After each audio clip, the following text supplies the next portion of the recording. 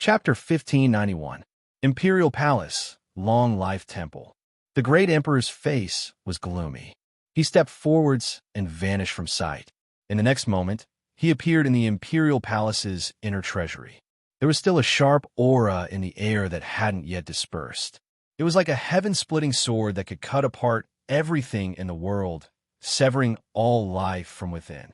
The four-fourth claws were now sitting cross-legged, their faces pale and their bodies covered in fine cracks. They opened their eyes and struggled to stand up. "Your Majesty," the great emperor waved his hand. "Just wait and heal." He took several steps forward. His gaze fell onto the depths of the inner treasury, onto the broken lotus flower that only had a few green lotus leaves left. A sword mark was sealed in space by the inner treasury's restrictions. It was less than a foot away from the lotus flower. Looking at this sword mark, the great emperor frowned. His eyes grew colder and colder. Everything that had happened before, even if it was all laid out in front of him, he hadn't believed it in the least. But this sword strike was decisive and decisive. That clan was indeed that group of people that had lost their ancestral name, that group of pitiful and hateful people without a country or home. In the inner treasury, this precious lotus flower that was placed in the open wasn't as simple as it seemed. How did they know this? One of the four old men respectfully said, "Your Majesty." That person only slashed out a single sword strike. Without waiting for the palace's restrictions to be released, he directly blew himself up. We locked away his flesh and blood, but we didn't receive any information or guidance. It was as if what died was only his body, and his soul was nowhere to be found. The great emperor flicked his sleeves. The lotus flower that had taken root in the inner treasury vanished. I already know.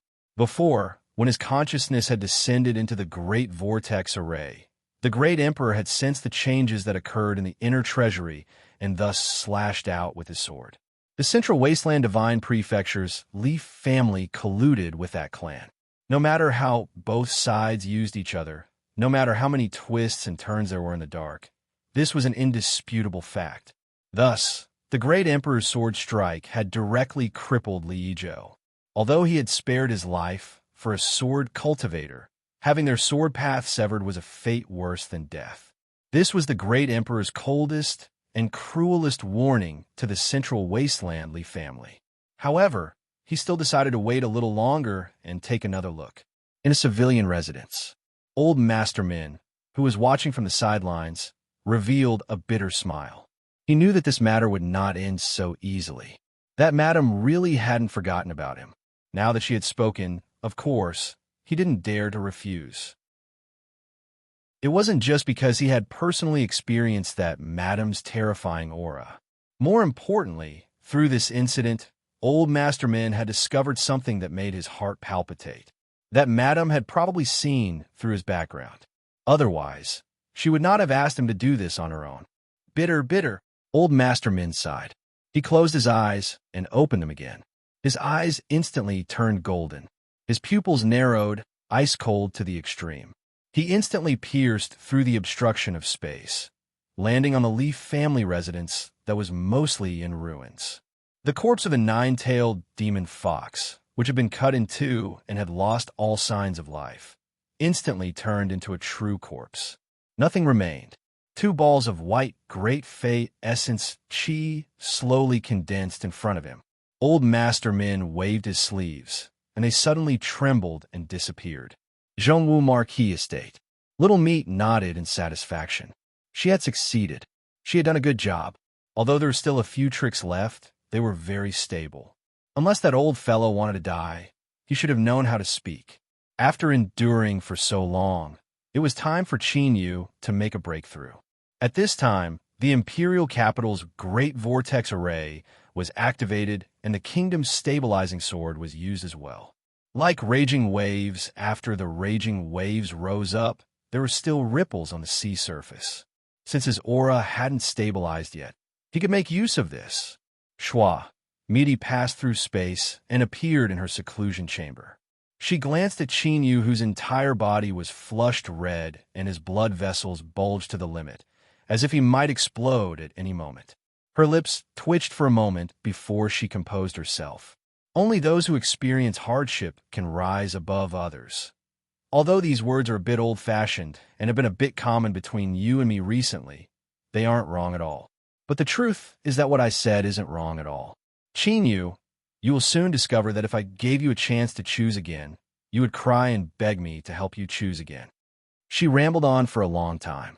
It was unknown if she was trying to convince Chinyu or if she was trying to reassure herself. Little Meat lifted a hand and pointed a finger between Chinyu's eyebrows. The opportunity is now. As for how many harvests you can obtain, that will depend on yourself. Ah! A roar erupted from Chinyu's mouth like a thunderclap. The entire seclusion chamber shook along with it. The aura that had been suppressed by the seal and couldn't find an exit burst forth like a raging river, gushing out.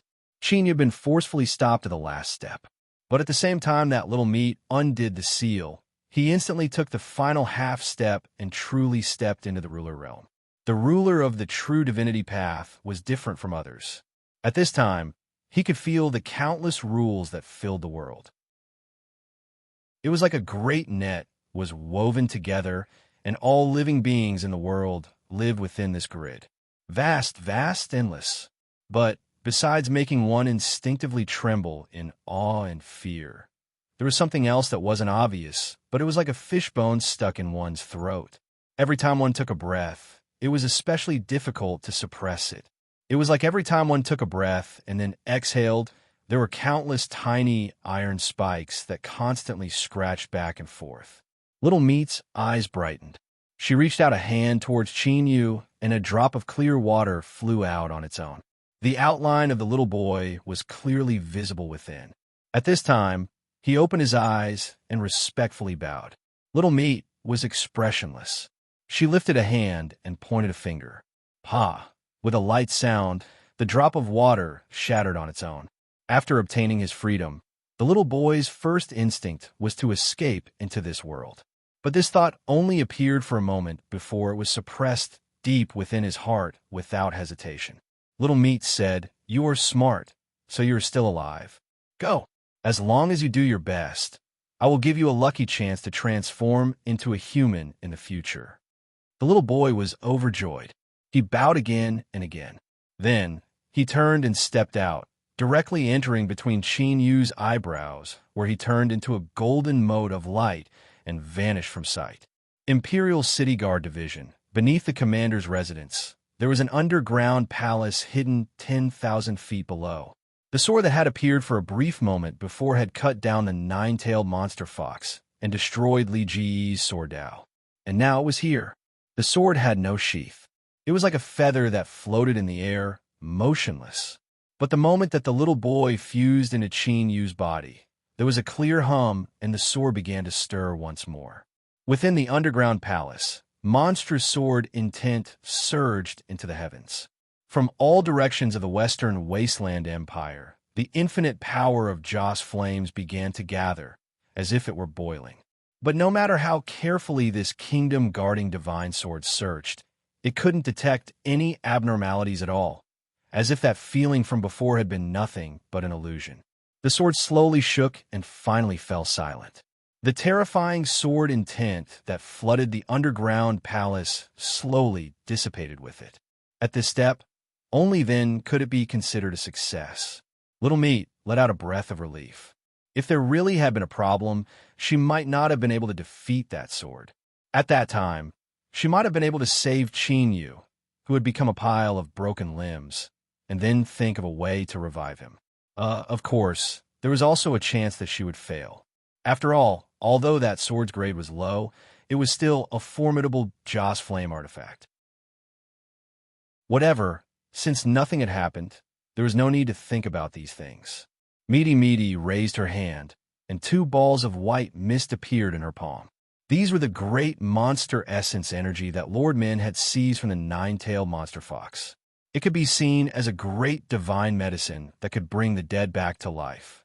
It wouldn't be too much to say that it could regrow flesh and bones. Moreover, the taste wasn't ordinary.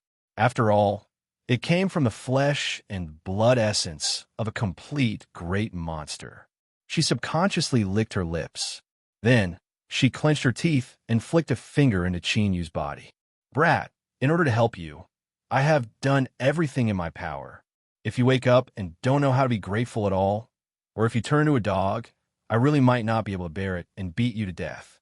After fusing with the little boy's Joss flame and falling into a half-asleep, half-awake state, Qin Yu seemed to sense something and his lips twitched.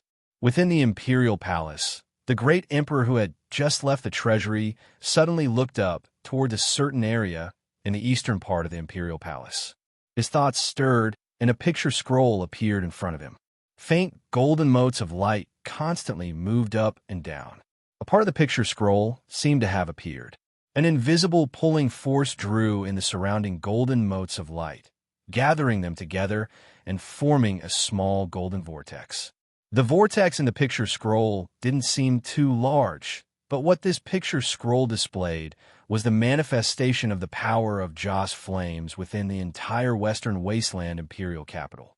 This small golden vortex meant that a massive amount of Joss flame power was being fed back into someone's body, constantly strengthening that person's strength. Who was it? The great emperor lifted a hand and pointed. The vortex rapidly expanded, and faint traces of aura were released from within. A look of surprise appeared on his face. His eyebrows furrowed together, and he began to ponder. Marquis Zhongwu, Ningqin. Not too long ago, he had asked for several treasures and then announced that he would go into seclusion. Now that he had made a breakthrough, it made sense. It was him. It was actually him. Such a large amount of Joss flame power was a sign that he had thoroughly obtained the approval of the destiny of the nation. Could it be that he was wrong? The massive Western Wasteland Empire was a massive divine kingdom. Every social class within the empire was equal to a part of the divine kingdom. In the world of cultivators, all sorts of powerhouses entered the royal court and were bound by the laws of the nation. They were willing to be driven around by the emperor clans. This was naturally because there were benefits to be gained. It wasn't just their status as an official. They wouldn't have to worry about anyone making things difficult for them. More importantly, it was the support of the destiny of the nation, or, to use a more accurate description, the gift of Joss flames. Before, it was said that as an official of the empire, the seal in their hands was the transit point for the Joss flame power. Although the vast majority of the Joss flames would be transferred away, an extremely small portion would be absorbed by the cultivator and used to accelerate their cultivation. It wasn't much, but over the years, it was still a considerable amount. In addition, when a cultivator made a breakthrough, if they were loyal enough, they would obtain the recognition of the nation's destiny and receive Joss flames as a feedback. This was what happened when Qin Yu broke into the ruler realm. Of course, although the Joss flames were good, it depended on how much the cultivator themselves could draw. And even if the Joss flames gathered, they might not be able to swallow it all. As the saying goes, how much you eat or how little you eat ultimately depended on your appetite. Thus, the two great monster essence energy that Lord Min condensed had a place to use them. Chapter 1592. Today, after a short period of uproar and excitement, the imperial capital fell into shock and astonishment once more. Many pairs of eyes looked up from the mansions towards the Zhongwu Marquis residence. As important ministers of the Western Wasteland Empire, they were truly loyal to the empire. Although they couldn't directly see the golden Joss flame vortex appear, they could still feel the Joss flame power flowing into Zhongwu Marquis Manor. The amount was inconceivable. No one imagined that Zhongwu Marquis Ningqin, a native of the Broken World, would be so loyal to the empire not long after entering the Western Wasteland. But Joss flames wouldn't lie. Today's scene was the best evidence. Besides shock, there was also a deep sense of envy. As important ministers of the empire, they had personally experienced the benefits of Joss flames to their cultivation. Zhongwu Marquis Ningqin had obtained a great good fortune. Although he had only broken into the sovereign realm, his true cultivation after leaving seclusion couldn't be compared to an ordinary early sovereign realm. Not to mention these important ministers of the Western Wasteland. Even His Majesty couldn't help but reveal a solemn expression. He doubted his own judgment once more. his eyes filled with uncertainty. Taking a deep breath, the great emperor composed himself. Go. I have always kept my promise to the emperor family and have never disturbed that old mister. But today, it was old mister who broke the rules first. I have to ask what exactly is going on. From the shadows, the young eunuch's figure appeared. He bowed. Yes, your majesty. He turned and vanished from sight. Li family residence. Li Gu had fallen unconscious. His entire body was bathed in blood, and his breathing was close to non-existent. Although his life was saved, his sword Dao had been severed. He was now a cripple. Li Ziqing drew back his finger. He stood up and cupped his hands together. Second miss, rest assured. I have already fed little ancestor Li Gu a 9-revolution pill. His condition has stabilized. Li Ruhua remained expressionless. I understand. You leave first. Li Ziqing respectfully nodded.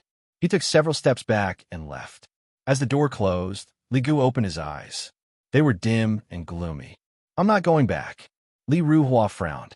If you return to the clan, with the cultivation of the elders, they might be able to help you repair your damaged sword Dao. Li Gu shook his head. The slightest movement affected his injuries. He violently coughed, and blood dripped from his nose and mouth, making him look miserable. However, his eyes were still calm, and there was a hint of ridicule in the depths of that calmness. Second miss, it's not like we haven't seen the attitude of the elders in the clan before. Why do you have to say these words to comfort me?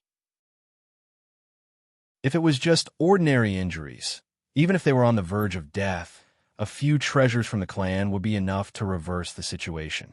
But now, the Western Wasteland Grand Emperor used his nation-guarding sword to directly sever my sword Dao, the power of a Joss Flame artifact. I'm afraid I'll need at least one sword cultivator elder from my clan to help me recultivate my sword Dao at the cost of sacrificing a great deal of his life sword essence. Li Ji's eyes dimmed.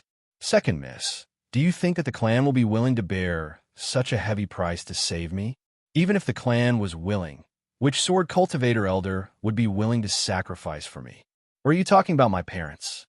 The mockery in the depths of his eyes could no longer be concealed. It was laid bare in front of Li Ruhua. Li Ruhua, who knew some inside information, became even calmer. What do you want? To leave the Li family. Li Gu looked at her. You should know that if I want to cultivate the sword Dao again, this is my only choice. Otherwise, after I return to the Central Wasteland, I can only be a cripple raised by the clan. I will be a disgrace to the clan, a piece of trash that brings shame to the clan until I die of old age. This is not the path I want to take, so, second miss, I beg of you, help me. Li Ruhua hesitated for a moment. She looked at him and nodded. Okay. She turned and left. Li Ziqing had received the news and was waiting outside with a frown. Second miss, Marquis Zhongwu has broken through, but the situation has changed again. Li Ruhua furrowed her eyebrows. Bad news came one after another. Li Zhongzhou's death seemed to be a trap. Old Masterman sighed. His eyes occasionally swept over where Marquis Zhongwu's manor was. He felt so pained that he couldn't breathe. This was the essence energy of a 9-tailed monster fox. He hadn't even had time to eat a single bite before he had handed it all over. Now, the more he looked at it, the more he felt as if a knife was cutting into his heart. He could only use drinking to numb his heart. But even if he drank to drown his sorrows, he still felt uncomfortable. Old Masterman sighed. He casually tossed the wine cup onto the table and rubbed his temples. Little fellow, it's been many years since we've seen each other. Since you've come, then come in. Somewhere in the courtyard, a shadow twisted and a young eunuch walked out. He bowed and said, "This servant greets old Mr. Min." Old Master Min looked at him and sighed. According to your status, this person should call you uncle. There is no need to humiliate yourself like this. The young eunuch had a calm expression. A crippled person is naturally a servant of the heavenly family. The past is nothing but smoke and clouds. Old Masterman humphed. It's good that you can convince yourself. There is no need to tell me. He rapped the table. Would you like to sit down and have a drink? He didn't care at all that the table in front of him was a mess. It was disrespectful to ask someone to drink. The young eunuch bowed. Thank you, old Mr. Min, for your kindness, but I carry the imperial decree on my shoulders. I don't dare to be greedy. From his expression, one could see that he was genuinely happy and regretful. As a special figure in the palace, the young eunuch knew more about this old man than others. Of course, he knew that to be invited to drink with him, let alone leftovers, even throwing a cup of wine at his feet, was a great honor. Fine. If you don't want to drink, then let's talk business. Old Master Min looked at him. Did you come for the nine-tailed monster fox? The young eunuch bowed.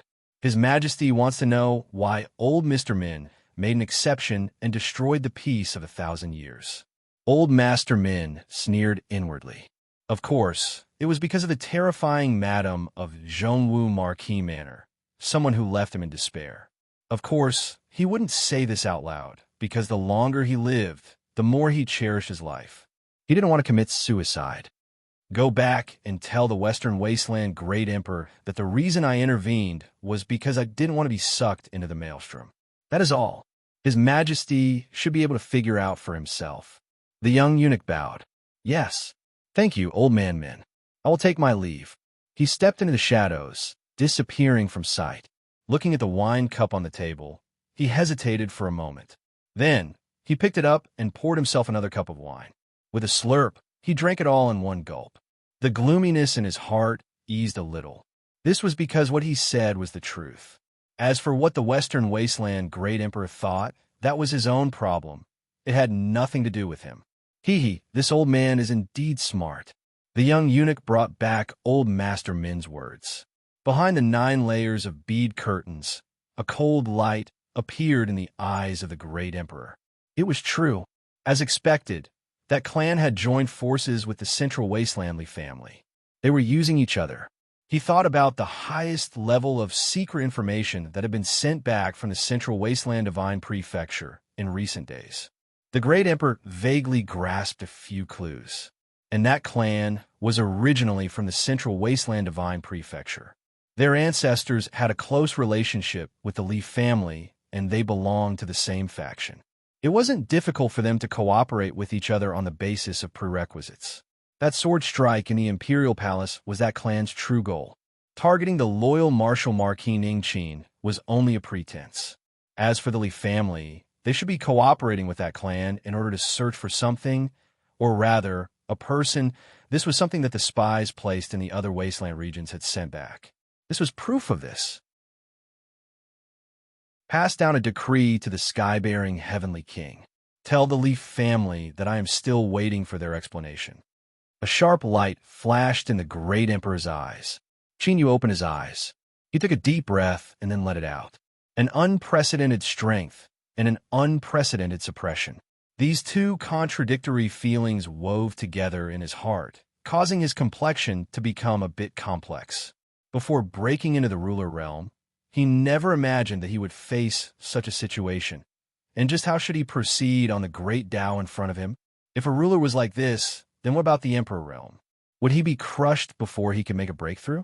Would his bones break and his tendons snap, causing him to perish? Misty coldly sneered.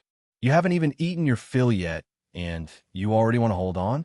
Little Qin Yu, although a cultivator cannot lack something like sense of crisis, aren't you a bit too far ahead of your time?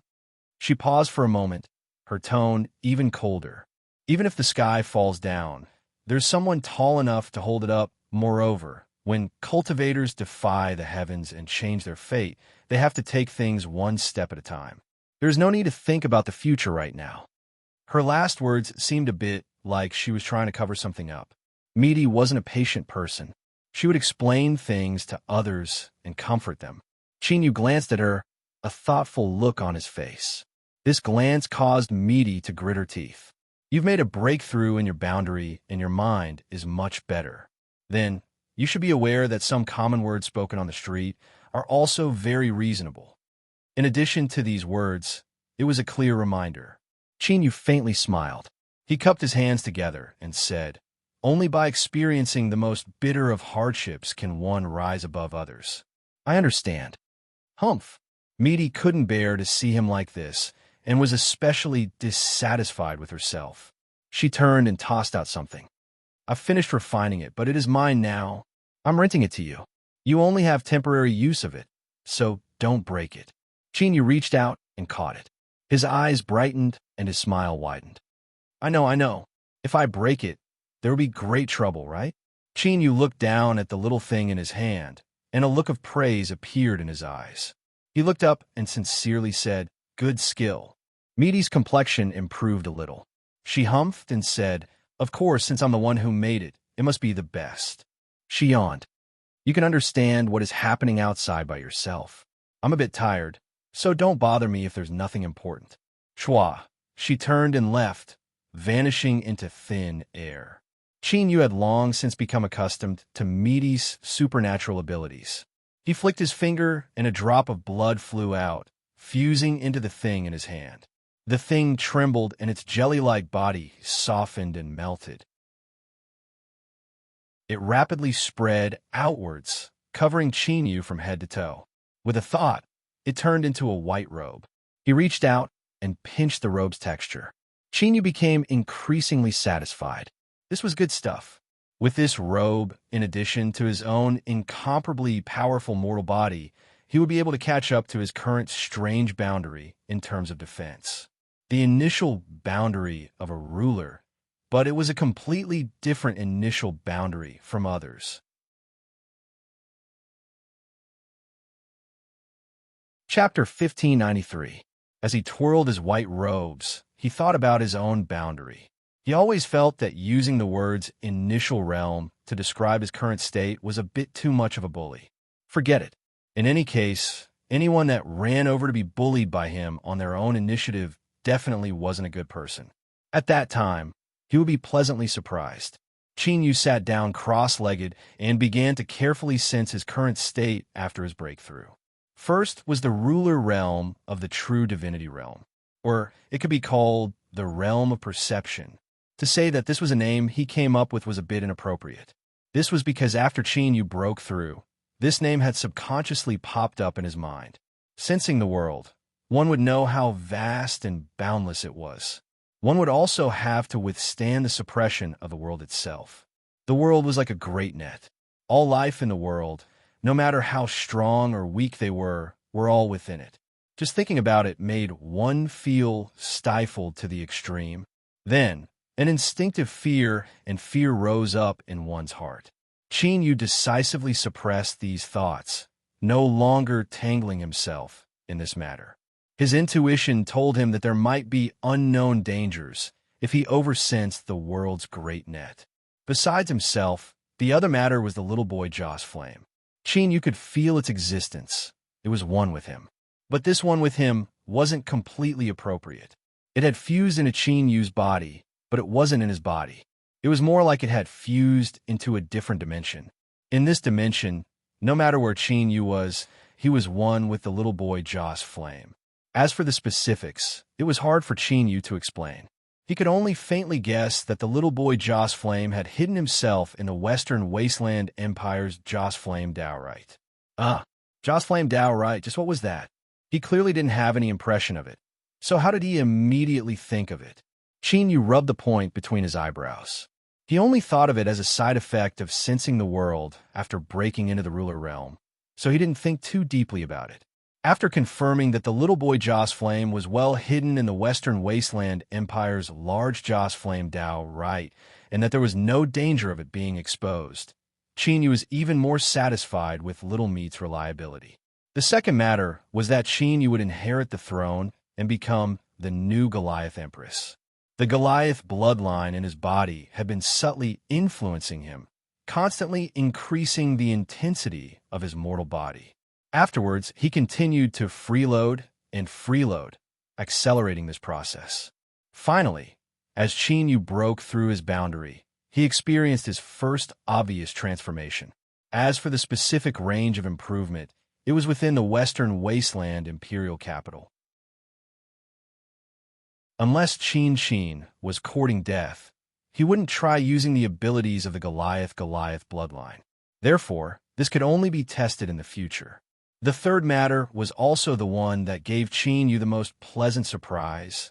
The darkness in front of him had finally been broken. And this was the turning point that Little Meaty had mentioned before.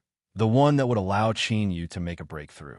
This was also another important reason why he had been able to attract an endless amount of Joss flame power.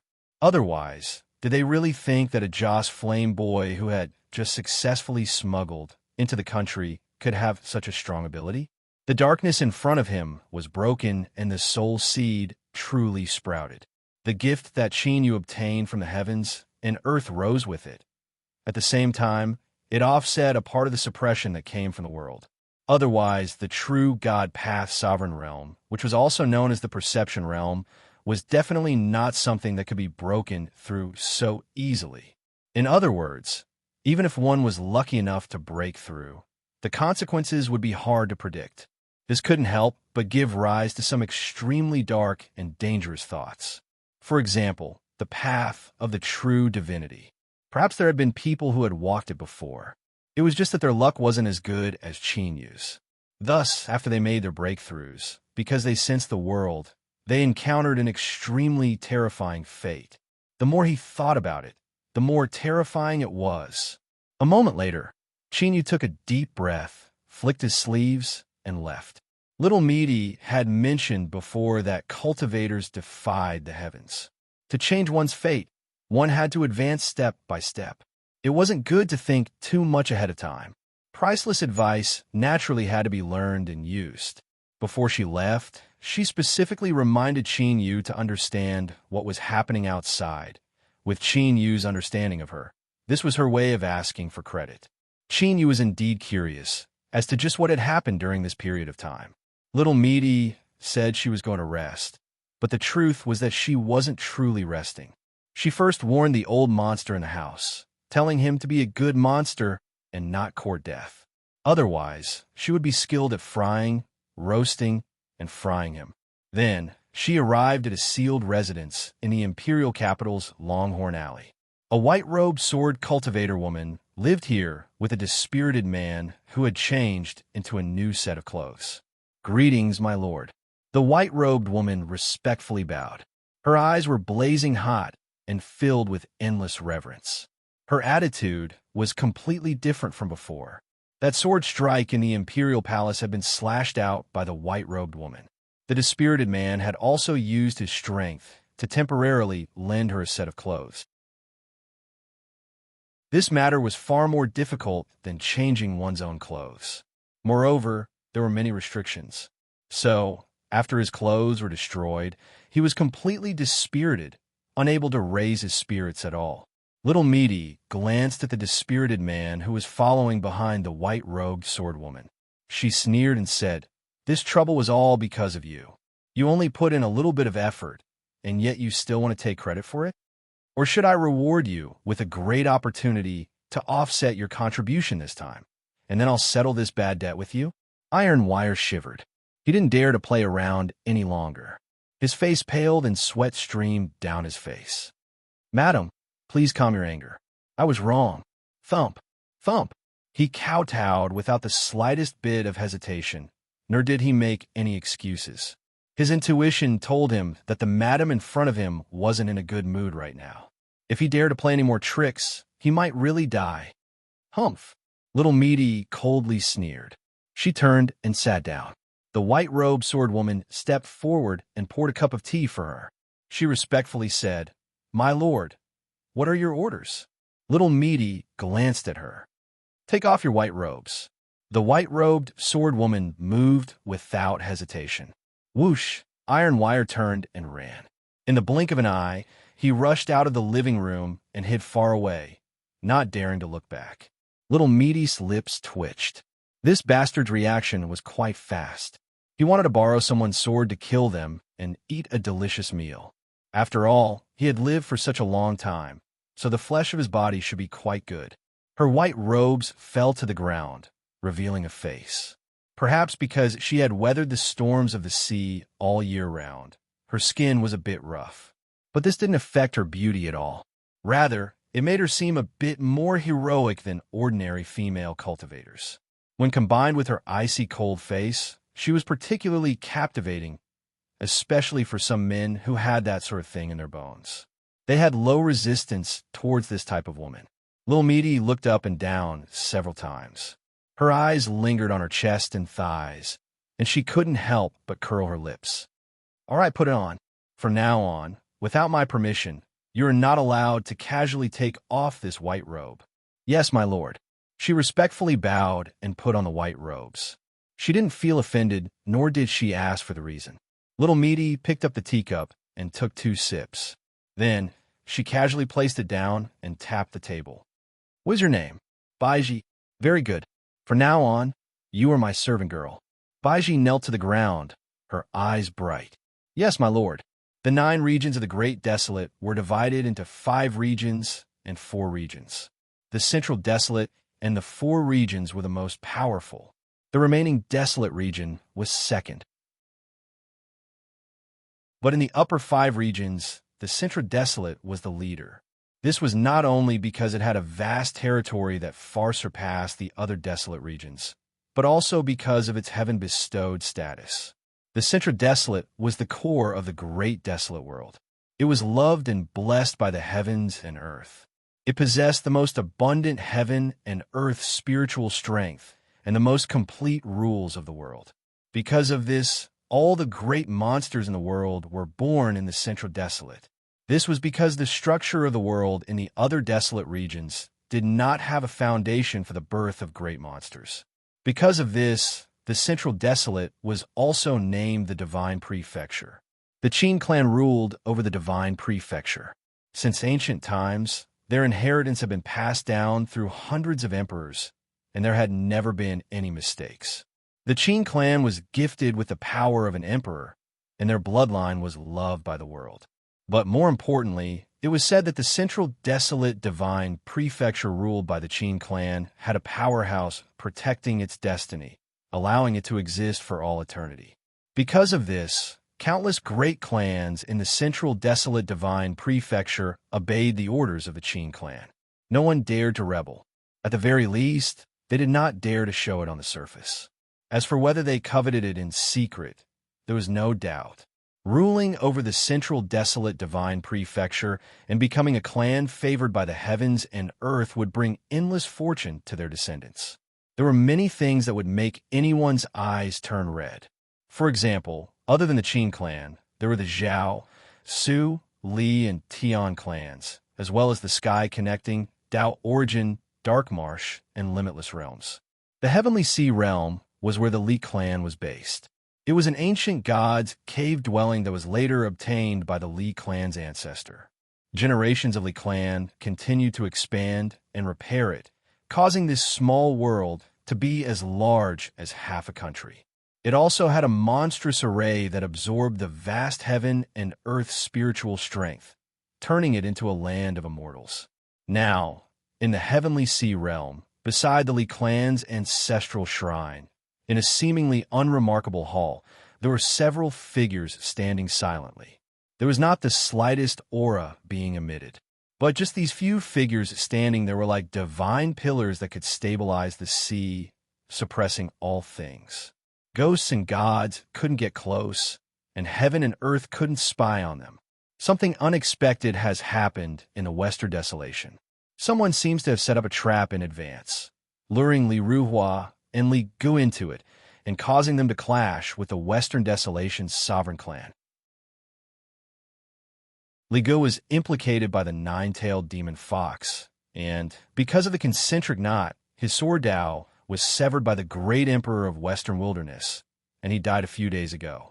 One of them spoke with a calm voice. When he mentioned these matters, there was no fluctuation in his voice at all. The rest of the people in the hall were all silent, as if they were thinking about this matter, but also as if they were daydreaming and didn't care at all. Today, we have gathered here because Li Ruhua has sent a message back to her clan, saying that she will try to cooperate with the Western Barren Lands to find the whereabouts of the Barren Sovereign. She doesn't dare to act on her own. She wants us to give her a reply as soon as possible. Joining hands with the Western Wilderness. What will the 13th Tower think of this? The people upstairs didn't prohibit it. According to the rules of the 13th floor, it's fine as long as it's not prohibited. I have no objections. The person who spoke first swept his gaze across the surroundings. Since that's the case, I will send a message to Li Ruhua, telling her to act according to her discretion. In the hall, one figure after another rapidly faded and disappeared. It turned out that those people with terrifying auras that could suppress the heavens and earth had not come in person. They were just divine sense projections that had traversed an unknown distance to arrive at the ancestral shrine. Li Gu had died. A potential sword immortal of a clan that was highly regarded and nurtured should have been a major event. But to the leaders of these clans, existences that stood at the peak of the world, it was insignificant. They had lived for far too long. Over the endless years, they had seen countless so-called geniuses and people with limitless futures. But in the end, they had grown up and entered their ranks. Not even 1 in 10 million could stand on equal footing with them. Death was death. In this vast world, everyone was caught in a net. Who could survive for eternity?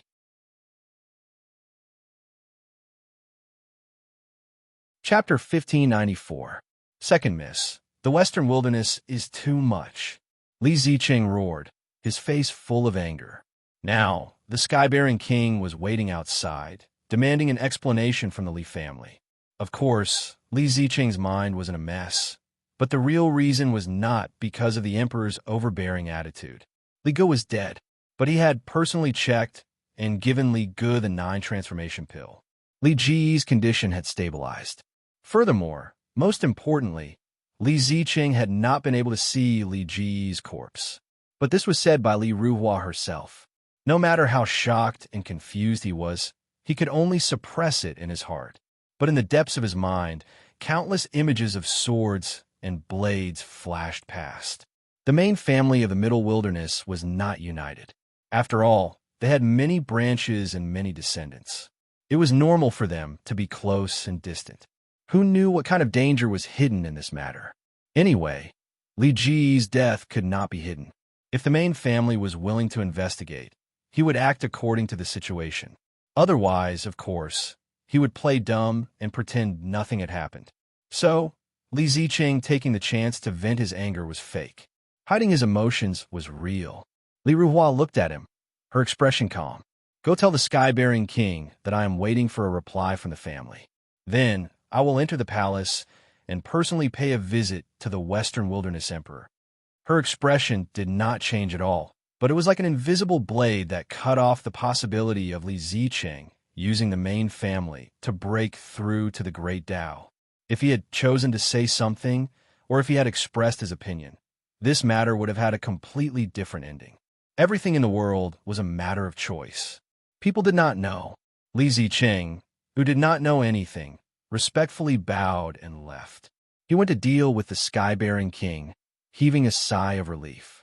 He was indeed worried that Li Ruhua would hint something to him, asking him to express his stance or make some plans to drag him down with her. Luckily, such a thing did not happen. Half of the Li family's mansion had been destroyed in the chaos. The guest hall was cleaned in a hurry. The sky-bearing king heard the explanation and frowned. He stood up. His Majesty is not in a good mood. I hope Ancestor Li can hurry him. I will take my leave first. Li Zicheng's expression was indifferent. Goodbye. Before, under the whirlpool array, the sky-bearing king gritted his teeth and wanted to kill him. It was unavoidable. The sky-bearing king was expressionless, but he smiled bitterly in his heart.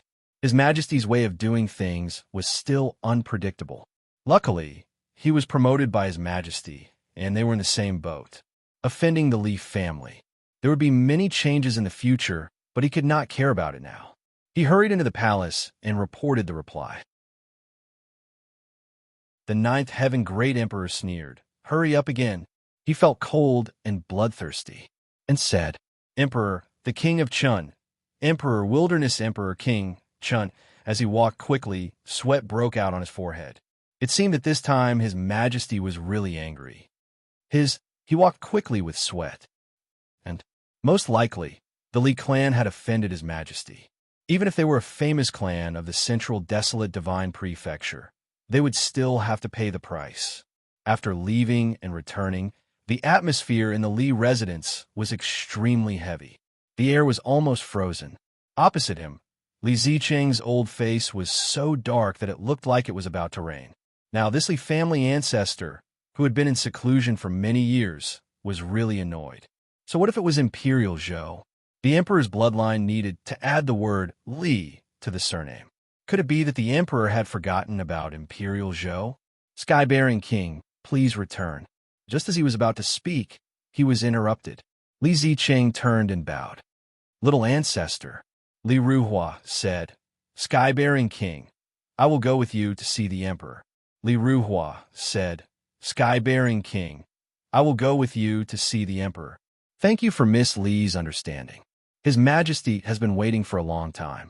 The Sky-bearing king cupped his hands, showing enough respect for this third-generation disciple of the Li family. Li Zicheng stepped forward, but was interrupted by Li Ruhua. You stay here. Yes. They left the house. The carriage was already waiting outside. Li Ruhua pushed the door open and entered. She leaned on the couch, her expression calm. Chun Shanglu hesitated. Miss Li, why did you bring me? Li Ruhua glanced at him. Don't worry. Even if I want to sell you, you're too small. There's no need to do anything. Chun Shanglu was not angry. I know. That's why I don't understand. Li Ruhua waved her hand. Just think of it as me dragging you along to relieve my boredom. I was bored during the journey, so I dragged you along to talk. Chun Shanglu suddenly asked, Miss Li, are you nervous? Li Ruhua looked at him, her eyes indifferent. You are very smart. Yes, I am a bit nervous because I have to make a decision after entering the Imperial Palace. It might decide my future. Chun Shanglu said, At such a time, you should be nervous. Otherwise, it would be too disrespectful to the choice. What can I do for you, Miss Li? As long as you ask, I will agree. Li Ruhua smiled. Chun Shanglu, were you always this smart, or did you become enlightened after suffering a setback? Chun Shanglu thought about it. Probably because I was always smart. Li Ruhua's smile widened. She closed her eyes and leaned back on the soft couch. I have a headache. Come and give me a massage. Chun Shanglu did not hesitate. He got up and sat on the ground, his fingers intertwining with her black hair. The carriage fell into silence until they arrived at the Imperial Palace. Li Ruhua opened her eyes, got up, and pushed the door open. Chun Shanglu followed behind. With the king of Skirich leading the way, the journey was smooth. Soon, they arrived at an imperial garden called the Secluded Pavilion. There were all kinds of plants in the garden, blooming with flowers. There were also artificial mountains and pavilions, showing off the nobility of the royal family. The horizontal board with the words Secluded Pavilion was in the garden, under an octagonal pavilion. The person who wrote it was extremely rough, using a splash ink technique. The two short characters actually gave off a feeling of endless desolation. Even the blooming flowers in the garden could not offset it. The air was filled with the fragrance of flowers, filled with a trace of coldness. It was not strong, but it penetrated deep into the bones. The emperor of the West Wilderness, a middle-aged man with a white face and beard, was sitting in the secluded pavilion, calmly reading a book in his hand. The king of Skirich stopped far away and bowed. Your Majesty, Miss Li is here. In the secluded pavilion, the emperor did not look up, only waving his hand. The king of Skirich turned around. Miss Li, His Majesty invites you in. His eyes fell on the pale Chun Shanglu, who was forcing himself not to show fear. Li Ruhua said lightly, Stay here and don't go far. I will find you later. Chun Shanglu bowed, watching Li Ruhua walk towards the secluded pavilion. The king of Skirich was expressionless. Follow me. He turned and left, sneering in his heart. Chen Yuanshen of Guanhai City. He was extremely smart, but in his old age he made many stupid moves. There was indeed a problem in the beginning. The Li family of the Central Wilderness was indeed powerful. But what kind of person was His Majesty? The sword Dao of the Li family's third-generation disciple was directly cut off. Why would he care about anything else? Chen Yuanshen's step had cut off all paths of retreat. The secluded pavilion. Li Ruhua stepped in and bowed respectfully. The third generation of the Li family of the Central Wilderness. Li Ruhua greets Your Majesty. The emperor looked up, revealing a smile. Miss Li, no need to be so courteous. I have been urging you again and again, but I feel uneasy. Please come and explain some things." He wrapped his fingers on the table, and the servant girls at the side and the eunuchs further away all bowed their heads and retreated outside. Li Ruhua looked up, smiling. "Ruhua is here to give your majesty some explanations. Please speak." The emperor smiled. "No rush. The palace's pastries are carefully made by the royal chef. Misty, why don't you try some first and see if it tastes better than the central wilderness?" Li Ruhua bowed. "Thank you, your majesty." She picked one up, putting it in her mouth and chewing. Her smile was like a spring breeze. "The taste is excellent, soft and sweet. Your majesty's royal chef is indeed good." The emperor smiled. "Since it can satisfy Misty, of course I will reward you. But as far as I know, in the early years of the central wilderness, there was a youth hall that made pastries that were known as the best in the great wilderness. But for some reason, the inheritance was suddenly cut off. Only some scattered descendants could not learn the skills of the youth hall. Misty lives in the central wilderness and comes from a noble background. I wonder if you have ever tasted the skills of the youth hall? Tell me." Li Ruhua smiled, taking another bite. She held the pastry in her hand, slowly chewing it as if she was savoring it. The emperor was not in a hurry.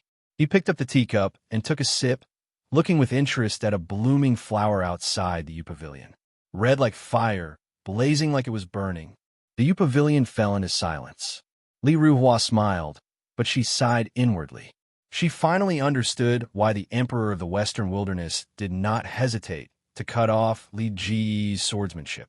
The youth hall of the divine continent of the central wasteland was indeed a miraculous existence back then. A small pastry shop, with its outstanding craftsmanship, had actually opened up in tens of thousands of cities in the central wasteland. It was known as the best pastry shop in the world. It wasn't until later that one of the 5 great families of the Central Desolate suddenly erupted and seized that great good fortune. Only then did the people of the world realize that Youth Hall had always been their property. It was a pastry shop, a spy network, and a secret instigator, poisoner, and conspirator. It helped that family to do many things quietly and invisibly. In fact, the Youth Hall could stand out and defeat many competitors in one fell swoop. Under normal circumstances, the Youth Hall would have disappeared, followed a certain family, and become a famous spy agency in the world. However, things didn't progress smoothly. An unforeseen event happened to the Great Fortune, and they were already removed from the 5 great families of the Central Wasteland. They ended up in a situation where both ends were not good, and they were stuck in a quagmire. It was reasonable for the Youth Hall to be purged. Countless spies and secret agents were killed without hesitation. Because of this, more than 1 million people died. It was comparable to a medium-sized war in the wilderness. Of course, there were innocent people, but it was better to kill 1,000 innocents than to let one go. Revenge was always bloody and cruel. The emperor of the Western Wilderness suddenly mentioned the Youth Hall. What he was really referring to was obvious. When he cut off Li Ji's swordsmanship, it was this emperor's cold and tough warning.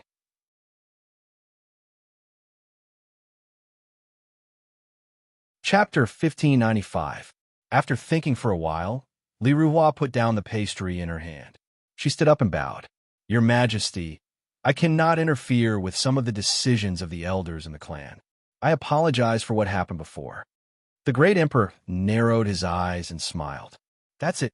Li Ruhua raised her head. "No, I came to the palace today because I received authorization from the elders to cooperate with your Majesty. Compared to the past, this cooperation is just the beginning. But your Majesty, please believe me. If everything goes well, perhaps we can use this to change the attitudes of the elders in the clan. They might even change their stance and stand on Western Baron's side." The great emperor looked at the blooming red flower in the garden. "Who is the Li family looking for?" Li Ruhua smiled. "I knew it. This cannot be hidden from your Majesty." She looked calm, but inside she was shocked. In the divine continent of Central Baron, this was a top secret. For Western Baron to know, they must have been prepared for many years. Their ambition was not small. Taking a deep breath, Li Ruhua looked up at the great emperor of Western Baron. "No one can spy in the U prison. Li Ruhua said, "We are looking for the new emperor of the Baron race." The great emperor frowned and fell into silence. In the U prison, no one could lie to him. Li Ruhua's words were true. Baron race, new emperor. The great emperor easily thought of the earth-shattering war in the barren wasteland recorded in the ceremony of Huang Zhou's first generation. Besides the divine continent of Central Baron, the rest of the 8 wastelands had been conquered by the Baron race. Most of the countries had suffered heavy casualties. The ancestor of Huang Zhou had taken advantage of this. After many bitter battles, he had replaced Huang Zhou as the ruler of the Western Baron region. It could be said that the calamity that had swept the world was the east wind that had lifted Huang Zhou's bloodline. The reason for the terrifying war in the Barren Wasteland was because the last Baron Emperor of the Baron race had united all the tribes and unleashed the full power of the Baron race. If it was not for the Central Baron race, who had used a great magical power to kill the Baron Emperor who had tried to break through to the true Emperor level, the 9 Barren Wastelands would not have existed. It would have become the land of the Baron race. Ever since then, the barbarians suffered a great defeat, and all the barbarian tribes returned to a state of disunity.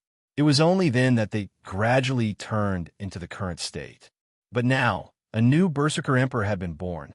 A cold glint appeared in the Emperor of Western Wasteland's eyes, and the space within the U prison almost froze. Li Ruhua's eyes were filled with astonishment. The cultivation of the great emperor of the West Wilderness was so strong. Thinking back to the information he had gathered about the Western Wasteland before entering the Western Wasteland, it seemed that this great emperor really did have the ambition to become the true great emperor of the Western Wasteland. He wanted to be like the Qin family of the Central Wasteland, who seemed to have been passed down for hundreds of generations, but had always been the same person. He wanted to rule the country forever. I have lost my composure. The great emperor spoke slowly. His tone was calm, but his eyes were filled with endless pressure and solemnity. The matter regarding the barbarian sovereign is too important. Even though you've already explained it to me, I still want to confirm it again.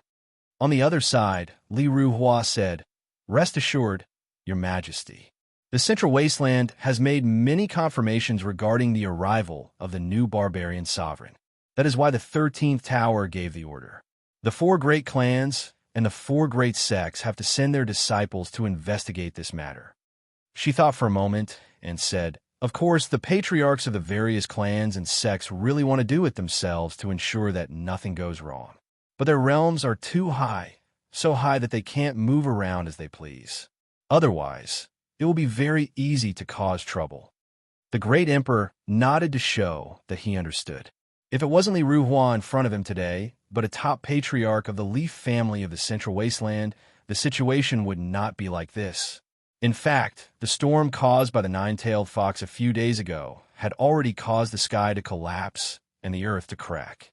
I am willing to cooperate and help the Leaf family find the barbarian sovereign. But you need to provide all the information regarding the new barbarian sovereign." Li Ruhua said, "Of course." She took out a jade scroll. It was light purple in color and surrounded by a noble aura. With one glance, one could tell that it was not an ordinary item. After the birth of the new barbarian sovereign, the 13th Tower automatically sensed it. But for some reason, the heavenly secrets related to the barbarian sovereign were directly disturbed by someone. So we need to be cautious and careful. This jade scroll came from the 13th Tower, so it can carry this information. Otherwise, we might alert the enemy. The powerful people in the world could not be called directly by their names. Using the Emperor realm as an example, even if they were billions of miles away, if someone called their true name, they would instantly sense it.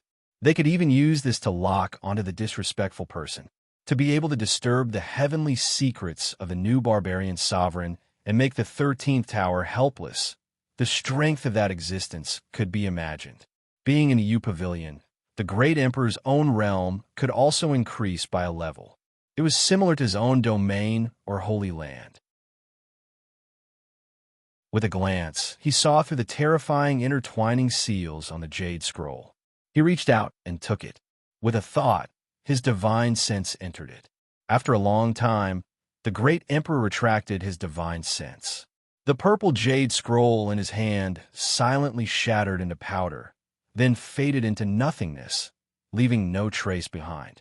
When the barbarian sovereign descended, his aura was interfered with by an invisible force. It was impossible to lock onto him, so the 13th tower couldn't make an accurate judgment. They could only draw out a few general areas. West of the Western Wasteland, east of the Hungshan Mountains, this barbarian territory was one of the key areas of suspicion.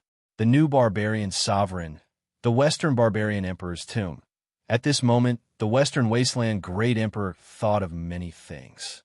Countless thoughts collided and tumbled, causing a thoughtful expression to appear on his face. Li Ruhua quietly waited. I thought of something. It is about an emperor tomb in the Western Barbarian territory. The great emperor slowly opened his mouth and looked across. Li Ruhua nodded. My family already knows of this matter, but whether or not the new barbarian sovereign is related to this, no one can be sure. Does your majesty have a suspect in mind? The great emperor was silent. A figure appeared in his mind. Li Ruhua hesitated for a moment. Then, she said in a soft voice, Marquis Zhongwu, Ningqin. The great emperor's eyes exploded with a sharp light. He didn't need to speak to express his attitude. So it is like this. Li Ruhua said, before this, I investigated information about Marquis Zhongwu, Ningqin. Your Majesty seems to be worried about him. I believe that your Majesty wouldn't speak without thinking. Since you have doubts in your heart, there must be another reason. She paused for a moment and took a deep breath. I won't hide it from your Majesty. The reason I asked about the matter of the Wudong County's Li family juniors being killed was because I sensed some karmic changes that seemed to be related to the new barbarian sovereign. In addition, see viewing city's Qin Yuanshan's son, Qin Shanglu, I also had a similar or even stronger discovery. And these two matters are both related to Marquis Zhongwu, Ningqin, although from what I can see right now, this seems like a carefully arranged trap. Even now, I don't have full confidence that what I sensed is true or false. But when it comes to the new barbarian sovereign, I must be careful. The great emperor was expressionless. After several breaths of silence, he suddenly said, I once borrowed strength from the heavens to ask Marquis Zhongwu, Ningqin. He had no problems. Li Ruhua bowed. Your Majesty, nothing in this world is absolute. But the heavenly Tao can be deceived. That person in the central desolate, you should know better than me. The great emperor glanced at the gentle Li Ruhua. He closed his eyes and thought for a moment. I agree to try again, but I must remain calm and collected, otherwise it will cause a stir in the court. Li Ruhua already knew that when Qin Yu broke into the ruler realm, he had triggered the power of Joss flames. The amount of Joss flames he had absorbed and the amount of time he had lasted was shocking. At this time, it wasn't appropriate to spread news that the imperial palace was suspicious of him. Your Majesty, rest assured that I am willing to investigate. I guarantee that there will be no accidents. The great emperor nodded. I will give you this chance. From the very beginning, the Western Wasteland Great Emperor and the Li family's third generation had a misunderstanding on certain topics. Both sides were talking about completely different matters, but this didn't prevent them from quickly reaching an agreement after coming into contact. Firstly, the matter of the new barbarian sovereign was far too important. The Western Wasteland Great Emperor didn't want to see the Great War of the past once more. After all, if Huang Zhou could seize this chance to rise up and replace them as the Western Wasteland's ruler, then others could naturally replicate what they had done. For instance, the Yi family. The great emperor had confidence in controlling the situation, so he gave the Yi family a chance to regain their destiny. But he wasn't willing to give them a chance to fight. Secondly, towards the loyal martial Marquis Ningqin, the Western Wasteland Great Emperor always had a trace of suspicion in his heart. It was like a thorn buried deep in his flesh. Although it wasn't large, it was always there, making him feel uncomfortable and swollen. Because of the Broken World accident, Li Siji had fallen into madness. Yet, why didn't he blame anyone and instead stubbornly latch on to Ningqin? There was definitely a problem here. Thus, The great emperor pushed the boat with the current. He had Li Ruhua step forward and borrow the strength of the Central Desolate Leaf family to confirm things. As for Chun Shangolf, since Li Ruhua wanted him alive, the great emperor didn't mind turning a blind eye. This didn't mean that a father could rely on his son to live. It was unknown what the future held, but the current Chun Shangolf didn't have enough weight. Loyal Marshal Marquis Mansion. Meaty opened her eyes. Her complexion was a bit pale, and there was a hint of weariness in her eyes. She raised a hand and rubbed her sore and swollen eyebrows. Her lips curved up in a cold sneer. In this world, there is no place that we can't see. At most, the price we have to pay is large or small. However, even though she said this, the secluded pavilion in the imperial palace looked like a common-looking octagonal pavilion. But the truth was that there was a vast universe within. It wouldn't be an exaggeration to call it a reversal array formation. If an ordinary person wanted to spy on the world within the secluded pavilion, they feared that before their divine sense could approach, it would be torn to pieces and burnt to nothing. Even for her, if she wanted to break in and prevent herself from being discovered, it would take a great deal of effort. At this time, the sneer on Meaty's face suddenly froze. Of course, it wasn't because she had exposed herself, but because Meaty had helplessly discovered that in order to help Qin Yu fill in the gaps, she had consciously taken the initiative to do this. But she never imagined that this would be a completely losing transaction. She wouldn't be able to obtain a single copper coin in return. Pa! The finger that was rubbing her eyebrows spread out and fell on her face, covering her face. All that could be heard was the sound of her gnashing teeth. Damn it! Damn it! She had to investigate this matter as soon as possible. Otherwise, after a period of time passed, Meaty was worried that she would willingly sell her life for him. That was King terrifying.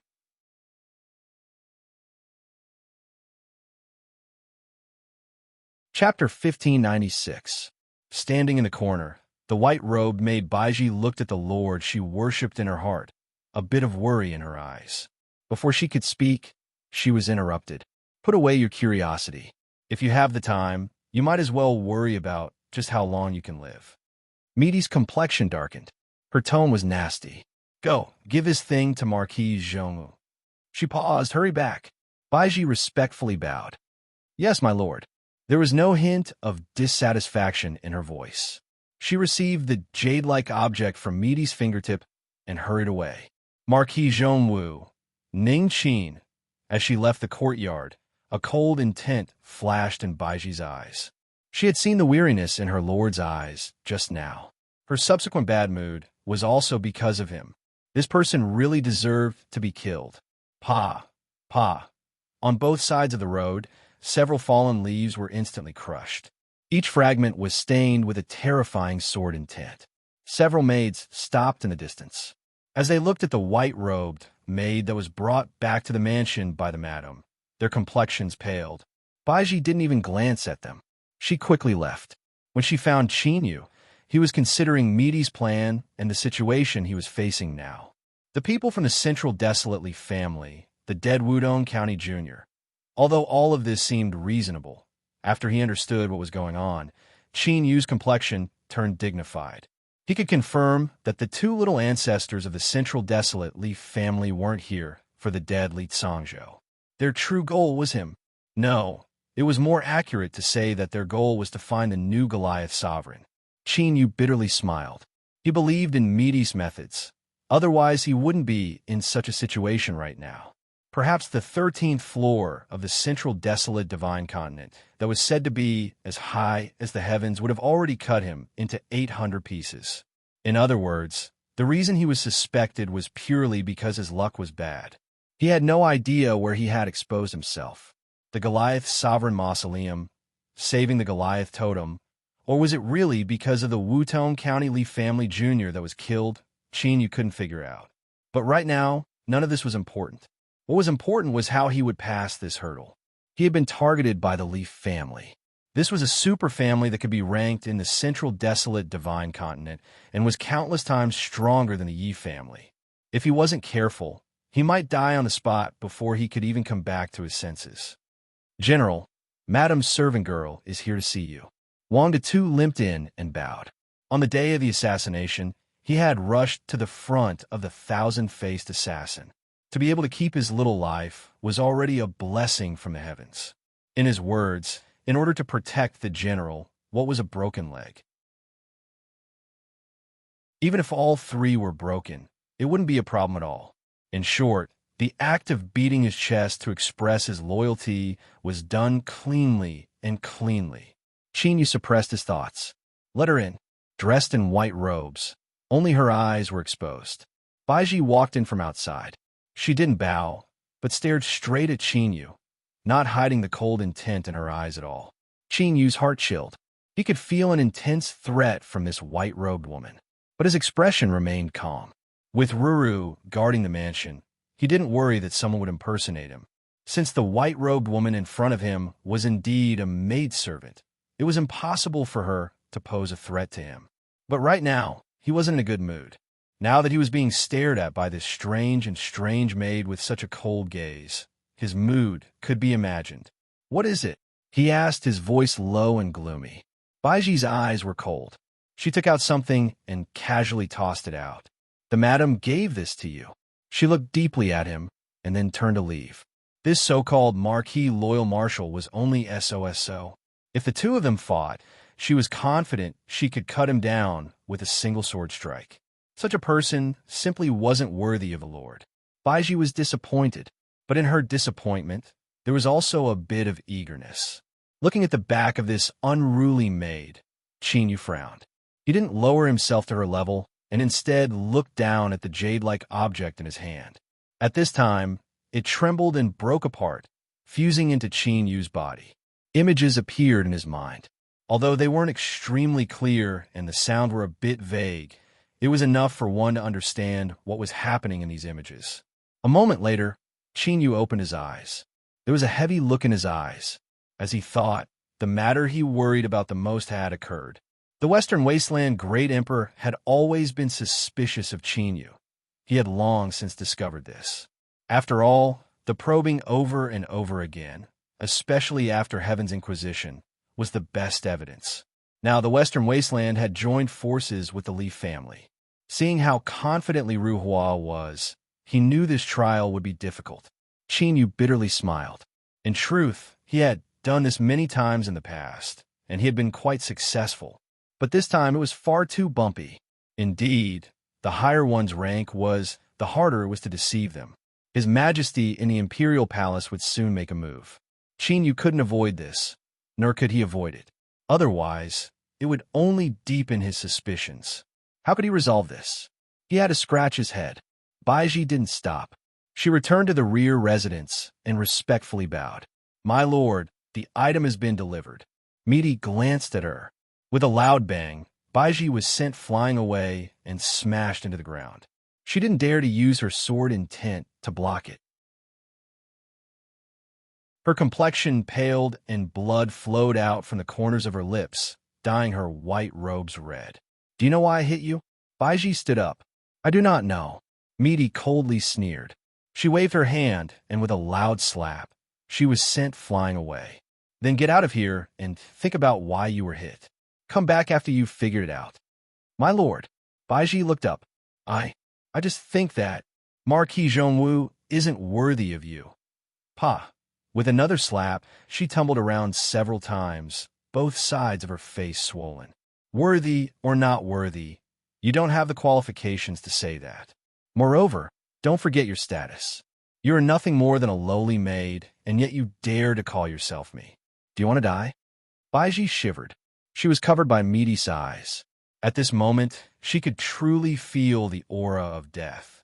Fear gushed out from the depths of her heart. She struggled to kneel down, bowing her head to the ground. I was wrong. My lord, please calm your anger. Misty leaned forward, her eyes icy cold. Remember, if you dare to harbor any hatred in your heart or do anything that crosses the line, I will personally kill you. She waved her hand, her face full of disgust. Get out of here. Baiji didn't dare to speak. She respectfully kowtowed and left. Humph. Misty coldly sneered. She looked at her back. After this beating, This fool still couldn't see her own position. She really deserved to die. As for the problem of the central desolate leaf family, Meaty tapped the table, her expression calm. Contrary to Qin Yu's expectations, the arrangements of the Western Desolate Great Emperor didn't arrive. Instead, a new storage ring was secretly delivered to his residence. Inside the ring were the materials needed to set up the world-breaking order. The sky-bearing monarch smiled. He patted Qin Yu's shoulder. Marquis Zhongwu, His Majesty has ordered you to return to the Western Border Army as soon as possible. After Qin Yu's breakthrough and the feedback from the Joss Flames, the sky-bearing monarch felt much more at ease. He felt that this matter was enough to dispel the fear and distrust in His Majesty's heart. And now, His Majesty had decisively allowed Marquis Zhongwu to leave the imperial capital and return to the Western Border Army. Without a doubt, this was the best evidence. Qin Yu cupped his hands. "Thank you, sky-bearing monarch." He hesitated for a moment and said, "I will leave the imperial capital. Do I not need to ask for His Majesty's resignation?" The sky-bearing monarch waved his hand. "His Majesty's graciousness has saved you a lot of trouble. This is a courtesy that even the generals in the army can't get. It is enough to show how much His Majesty values you." Qin Yu's face was full of gratitude. He bowed towards the palace and expressed his stance. He almost believed himself. "Marquis Zhongwu, this boy Baiyu will work for you in the future. Please take care of him. I won't send you off. I will take my leave now." The sky-bearing monarch left with a smile. He was in a good mood.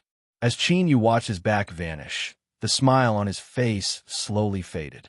He frowned and revealed a solemn expression. As the saying goes, there must be a reason for something abnormal. Qin Yu felt more and more uneasy. He thought for a moment and went straight to the backyard of the mansion. The maids that came and went were still as beautiful as flowers, but many of their faces had already quietly disappeared. As for where they went, Qin Yu wouldn't ask. After all, people had to pay the corresponding price for their own choices. In this aspect, he trusted Meaty's judgment. "Madam, the Marquis is here." Knowing that the two masters of the mansion didn't like others being present when they spoke, the maids bowed and left. The white-robed Baiji was also among them. As she passed by Qin Yu, she paused and lowered her head in greeting. Towards this strange maid, Qin Yu had a deep impression. After all, just a glance from her was enough to make him feel uneasy. It was difficult to forget her. "Who is she? Where did she come from?" Qin Yu directly asked. With Meaty's current state, he didn't need to hide too much. Meaty lightly said, "You brought trouble upon yourself, and yet you come to ask me? Do you want to die?" Qin Yu couldn't understand where her temper came from, but he was already used to Meaty's shooting her mouth off attribute. His thoughts raced, and he furrowed his eyebrows. "This is the person that the great shaman of Meng Mountain asked me to save?" Meaty nodded. "Her name is Baiji. She is now my maid." Qin Yu bitterly smiled. He thought that she was a dignified and tyrannical female, sword immortal, but she had actually been forced to become a maid in order to survive. No wonder she was in such a terrible mood. Whenever she saw him, she didn't even give him face. She clearly saw through Qin Yu's thoughts. Meaty coldly sneered. "If you have the courage, you can go ask her why she doesn't like you." There was a hidden meaning in her words. Qin Yu didn't understand. He coughed and changed the topic. "Forget it. None of that is important. It's fine as long as you are willing to save someone." Meaty's eyebrows shot up. "Don't you feel depressed?" Qin Yu had a calm expression. "I don't. I'm only helping the great shaman of Meng Mountain. Who you want me to save and what the person he saves are to me, none of that is important." Meaty looked at him, not speaking. Qin Yu rubbed his nose. "What can I act cool? I shouldn't be able to defeat her, but I agreed to help, so I can only pretend that I don't care. Do I have to be so angry that my face turns red and I have to grit my teeth?"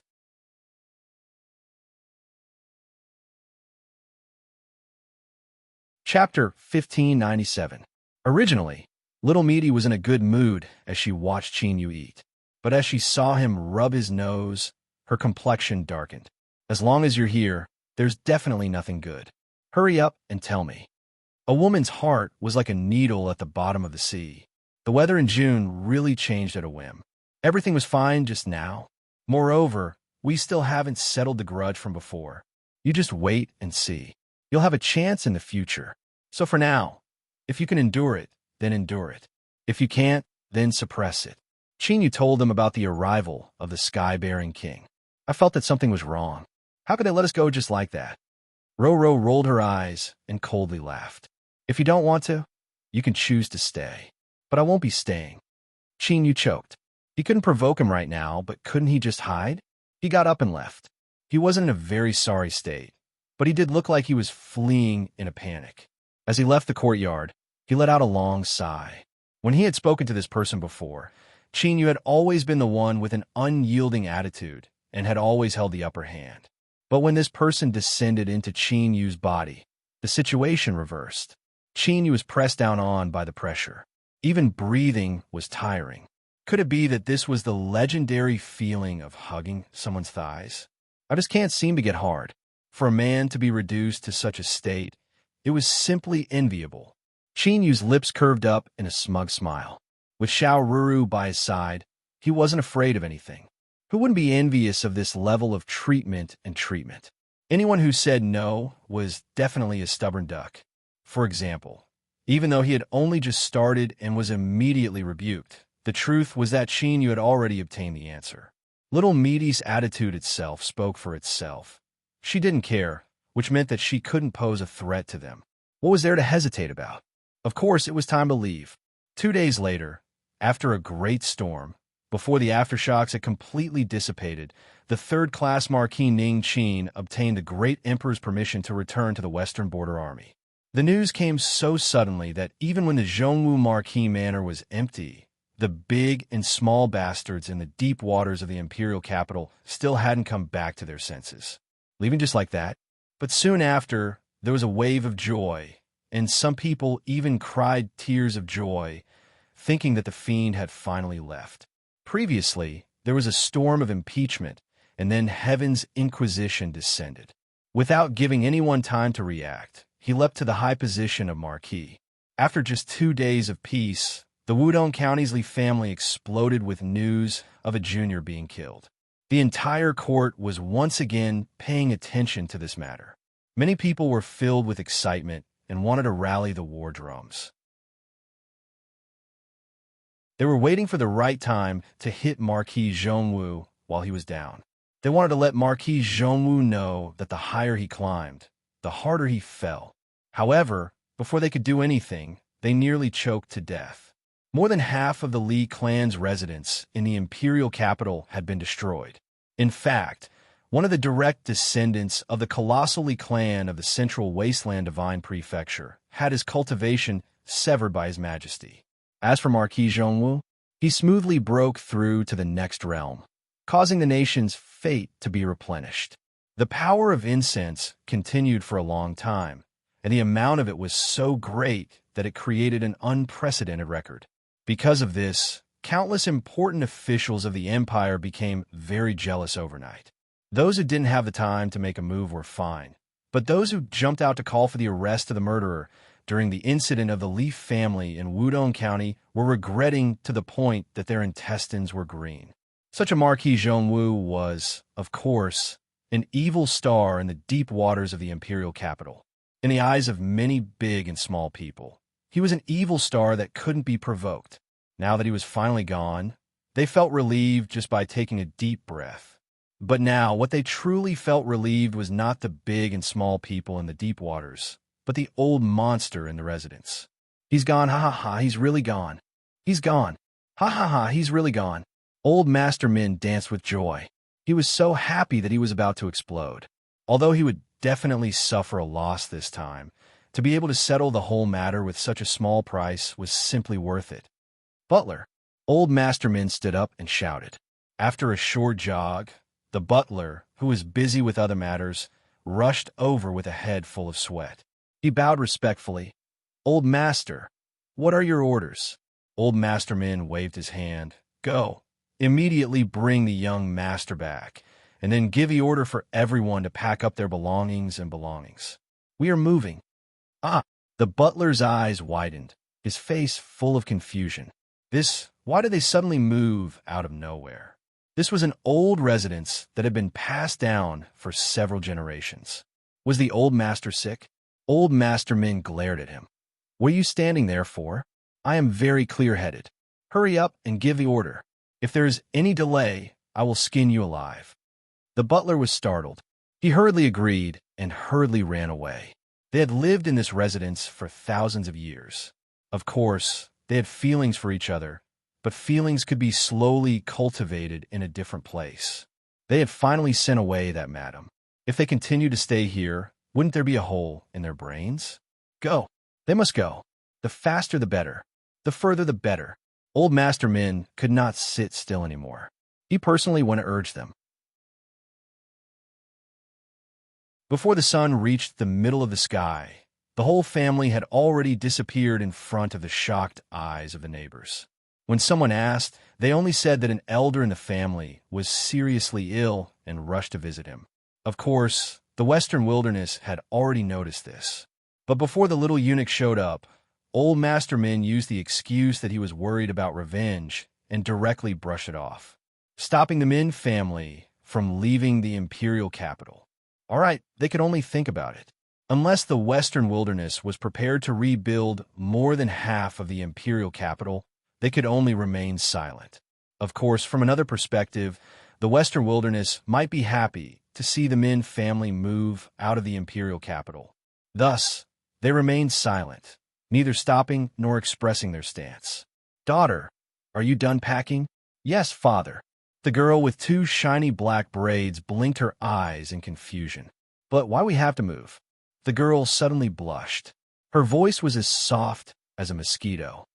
Father, do you really want to give me to old Master Min as a concubine? Even if I don't oppose this, he has already left. If we chase after him, we will definitely be laughed at. The boss smiled honestly. He reached out his hand and touched his daughter's hair. Our daughter is a lucky one. You are very good at judging people. Don't worry, before old Master left, he told me. I know that old Master is thinking about the breakfast he had in the morning. He has eaten it for dozens of years, so he definitely won't like it if we change places. If we follow him, old Master will only be happy. The girl was a little confused. Old Master Min has such a big residence and so many servants. I heard that he has several mountains of gold and silver. What delicious food can't he eat? Why does he have to think about our little stall? But since her father had spoken, she nodded out of habit. Watching the girl pack up the last bit of food, the boss sat down on a chair and smoked a pot of tobacco. As he puffed out a cloud of smoke, a complex expression crossed his face. My silly girl, if you could become old Master Min's concubine, then what would I have to worry about?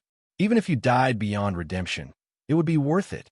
After a moment, the father and daughter rode on an ox cart. Without alerting anyone, they slowly left along the street. As for the group of neighbors, they discovered that the breakfast shop hadn't opened the next day. After waiting for a long time, they sent people over to see that the shop had already been cleaned up. The slower ones were still confused, but the faster ones were already cursing out loud. You old thief, you moved away by yourself. You left, and you even took away the breakfast shop that we have lived in for dozens of years. What do we do now? How immoral. Capital Region, Transmission Array Area. The Imperial Capital Garrison Division was heavily guarded. But the carriage of the loyal Marshal Marquis Mansion was incomparably smooth. They only did a symbolic inspection before waving their hands to let them pass. But before Qin Yu's carriage could enter the transmission array, it was stopped. Lord Marquis, this servant has been waiting for you. Eunuch Wei Ming smiled and respectfully bowed. This scene caused the several guards in the transmission array area to be stunned. When they looked at the carriage again, they subconsciously felt a bit more awe. Qin Yu pushed open the door and walked down. He cupped his hands together and said, Eunuch Wei Ming, is there a decree from His Majesty? Wei Ming smiled and nodded. Lord Marquis' guess is correct. His Majesty said that this world is not peaceful. For instance, those assassins from Brilliant Shui Pavilion have yet to lower their heads and admit defeat. Thinking about how there are people in the imperial capital who would dare to assassinate you, he doesn't feel too reassured. He lifted a hand and pointed to a black carriage not too far away. There are several old people from the palace inside. His Majesty has asked Lord Marquis to bring them along. If there are any accidents, they should be able to help Lord Marquis a little. Chinyu glanced at the black carriage. Although he couldn't see the people inside, he could feel the faint traces of cold and gloomy aura that he was familiar with. Those 4 old men in the imperial palace. There was no mistake, it was them. 1, 2, 3, there were actually 4 of them this time. It seemed that the Western Wasteland Great Emperor had treated him with great care. Chinyu revealed a grateful expression. He bowed towards the imperial palace, repeatedly expressing that he was deeply grateful to the emperor and that he would do his best to serve his Western Wasteland. Wei Ming drew back 2 steps. This servant has finished his errand, so I won't delay Lord Marquis any longer. I wish you a smooth journey and that you will have more merits in the army. I accept Eunuch Wei Ming's auspicious words. Chinyu smiled in return. He glanced to the side and then boarded the carriage. True Saint Baiyu, who was waiting at the side, was already smiling as he walked towards Wei Ming. As a great eunuch of the imperial palace, how could he leave empty-handed? Otherwise, that would be far too rude. Wei Ming declined again and again. In the end, he accepted the worthless border specialty that True Saint Baiyu spoke of. He lowered his head and peeked at it. Wrinkles appeared on his face as he smiled. Lord Marquis, please take care. This servant will kowtow to you to see you off.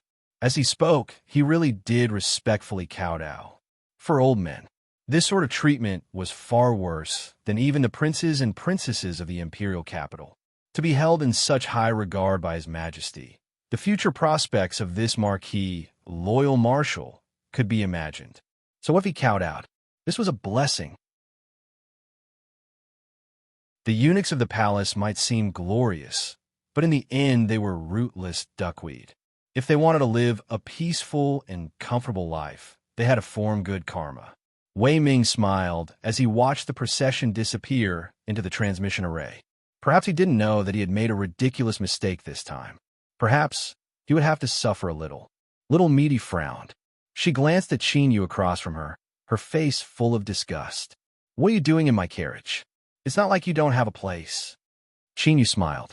I was bored on the road, so let's have a chat. Hugging someone's thigh was something he did, but it wasn't good to say it out loud. It was far too damaging to his face. Little Meaty humphed. She curled her lips and closed her eyes, as if saying that if she believed even half a word from him, then she would be an idiot. In a corner of the carriage, the white-robed Baiji glanced at Chinyu. He smiled back. He imitated Little Meaty and closed his eyes, quietly adjusting his breathing. Baiji lowered her head. A cold light flashed deep in her eyes before she immediately composed herself.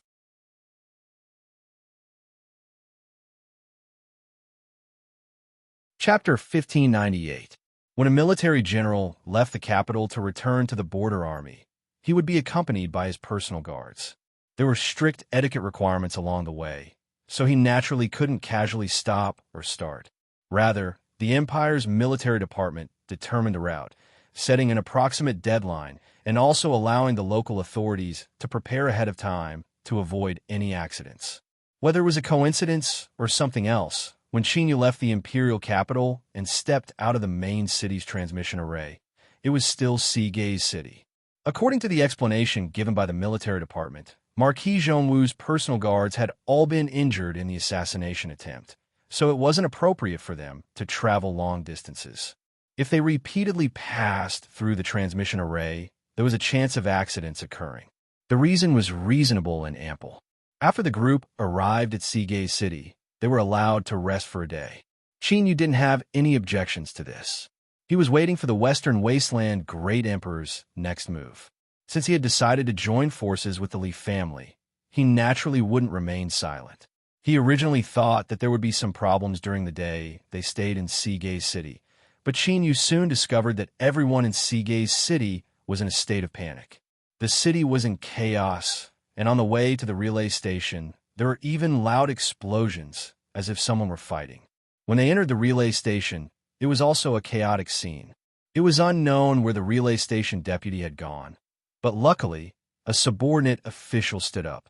He clenched his teeth and received Marquis Zhongwu's group, placing them in the best courtyard and arranging for people to serve them. In a rush, mistakes were inevitable. But for better or worse, Marquis Zhongwu, who was feared and respected by all the bastards in the imperial capital, didn't end up with no place to hide. The relay station deputy finally rushed over with a pale face. He knelt in front of Qin Yu and repeatedly kowtowed, begging for mercy. As a minor official in the Empire's relay station system, although he had a low status, because of his work, he had sharp eyes and ears. He could feel Marquis Zhongwu's prestige far more deeply than anyone else in the city. Moreover, there was something happening in Seagay's city that left him trembling with fear. Who knew whether or not this matter was related to Marquis Zhongwu? Thinking of this, the relay station deputy paled. Qin Yu certainly wasn't in the mood to make things difficult for this relay station deputy. He waved his hand for him to rise. What happened in the city? Someone is actually causing trouble here. The 108 main cities weren't just empty names. Putting aside their own defensive strength, they were one of the nodes of the Empire's national destiny. Even peak-level sovereigns would be tired of living if they dared to cause trouble here. The deputy carefully looked at Marquis Zhongwu in front of him, not knowing if there was a deeper meaning behind his words. But he had circled around the gates of hell. At this moment, he was surprised and surprised. He did not dare to think more and honestly replied, replying to Marquis's words, "The lord of our Guanhai city." Bah, I made a slip of the tongue. It is the old man Chen Yuanshan who actually conspired to rebel. Fortunately, he was discovered and reported by Deputy General Su Shan. Now he is stubbornly resisting. Qin Yu furrowed his eyebrows, surprise in his eyes. He never imagined that the cause of the abnormalities in Seawatch City today would be this. Chen Yuanshan betrayed them? Even if he thought about it with his knees, he still didn't think this was possible. That city lord would only dare to take such a step if he had lost his mind. Seeing that Marquis Zhongwu was silent, the deputy did not dare to say anything else. He remained silent and thought to himself that the Marquis did not know about the situation. Ugh, I must have been too arrogant. I'm just a small deputy, so where did I get the courage and confidence to try and guess the thoughts of the big shot? Who knew whether or not the Marquis was secretly savoring the aftertaste of avenging his great enmity? He looked at the deputy who was standing respectfully and had an expression that said, "I'm not thinking about anything at all." Qin Yu guessed what the deputy was thinking, and his lips twitched. He thought that this really had nothing to do with him. But today, Chen Yuanshan had rebelled. Moreover, he just happened to arrive at Seawatch City. In addition, there was no secret grudge between the two sides. If he wanted others to believe that Qin Yu had nothing to do with this matter, it would indeed be a bit difficult. Although he didn't care about being the scapegoat, it wasn't a serious matter. After all, with the methods of the Western Wasteland Great Emperor, since he had made his move, Chen Yuanshan would inevitably be beaten into the dust. There was no need to think about him living, and there wouldn't be any serious sequelae. But this matter itself left Qin Yu a bit unhappy. He naturally wouldn't say anything to a mere deputy. He waved his hand and sent him away. It was night.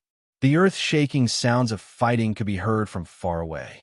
The sounds were like thunder, accompanied by the light of array formations that pierced through the darkness, covering up the moon and stars that hung high in the sky. No one came to the relay station to ask Marquis Zhongwu for help, whether it was because they were worried that their merits would be stolen or because of some other reason. Qin Yu was happy to have peace and quiet. He turned a deaf ear to everything. In the latter half of the night, the sounds of fighting gradually dissipated. Just before dawn broke, several weary figures appeared outside the relay station. They reeked of blood and reeked of blood. In Seawatch City, there were 3 other influential figures. One of them was the Marquis Qi, who lived here. Of course, this Marquis wasn't the same as the Marquis Zhongwu. His rank wasn't high enough to be compared to the Marquis Zhongwu. In addition, Deputy General Su Shan was also among them. His severed arm had already healed, but he had a sad expression on his face. He lowered his head and didn't say a word. How could a small relay station deputy have the qualifications to see these big shots in front of him? Now, he was so scared that his eyes began to water. He respectfully bowed, but before he could speak, he was interrupted by the Marquis Chi. This person wore a set of shining silver armor and carried a blood-stained broadsword. He loudly said, "Don't speak any nonsense. Hurry up and report to Marquis Zhongwu. Chen Yuanshan's rebellion has been suppressed. I asked the Marquis to go and manage the situation." The relay station deputy nodded repeatedly. As he was pointed at by the broadsword, he nearly lost his soul in fear. With a pale face, he turned and ran, fearing that if he was just a bit slower, he would be mercilessly cut in half by that broadsword. Qin Yu had already noticed the movements outside the relay station. After the relay station deputy arrived, he lightly said, "Go and tell the various lords that I have the Emperor's decree and am only passing through Sea Viewing City. I will leave as soon as the sun rises. Everything can be reported to the imperial capital, and they can deal with it as they see fit." The relay station deputy certainly didn't dare to refute.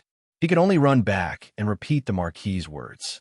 Besides Su Shun, the others all revealed a hint of joy.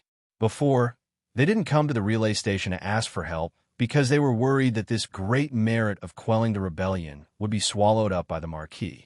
At that time, they would all become foils. The reason they rushed over now was because the overall situation had been decided. No matter who reported to the imperial capital now, they would have already taken the first merit. In order to avoid being hated by Marquis Zhongwu afterwards, they ran over to ask the Marquis to manage the situation and share some of the merit with him. This was also to form good karma. They didn't think that Marquis Zhongwu wouldn't covet the merit, and since they had already expressed their intentions, they weren't worried that he would settle accounts with them later. Of course, they were happy to swallow the merit alone. They all bowed towards the relay station and said, "Marquis, please rest assured that we will do our best to stabilize the situation in the city." Then, they turned their horses and quickly left. From beginning to end, Su Shun remained silent. His eyes were faint as he glanced at the relay station shrouded in the darkness of the night. Before dawn, the world was dark. But after these people left, another person appeared outside the relay station, asking to see Marquis Zhongwu. This person didn't state his identity, and his face was even paler than the relay station deputies. He looked like a sickly invalid that wouldn't live for long. But the relay station deputy hesitated again and again. In the end, he didn't dare to underestimate this person. He respectfully bowed and asked the Marquis to wait a moment. Then, he braced himself and ran back to report. Of course, the reason he dared to do this was because after several brief encounters, he discovered that this Marquis Zhongwu was far easier to get along with than the rumors said. He didn't have a cruel and murderous nature. Otherwise, he wouldn't have dared to take such a risk. Qin Yu frowned. He looked away from the darkness. He really didn't think that the one who came would be him. Although he hadn't seen him before, he had been injured by an incense flame artifact, and his sword cultivation had been severed. Just these 2 points were enough to indicate the identity of this person. Wasn't it said that the Central Desolate's third-generation disciple Li Gu had died from his injuries? He wanted to refuse so that he wouldn't unknowingly get himself into trouble. But before he could speak, Meaty's calm voice sounded out in his mind. "Let him in. This boy's a bit interesting." Qin Yu's eyes flashed. He readily agreed. "Let him in." Soon, a pale-faced Li Gu walked into the small courtyard like a corpse. As he saw Qin Yu sitting in the living room, his first words caused him to feel that he had gone too far. "I didn't come to see you." Qin Yu sneered inwardly. He wanted to retort, "If you didn't come to see me, then fuck off," but in the end he held himself back. "Brat, although your thigh is good, not everyone has the qualifications to hug it. Looking for meaty, humph, I think your brain must have been cut off by that sword. Hell has no gates, and yet you insist on forcing your way in."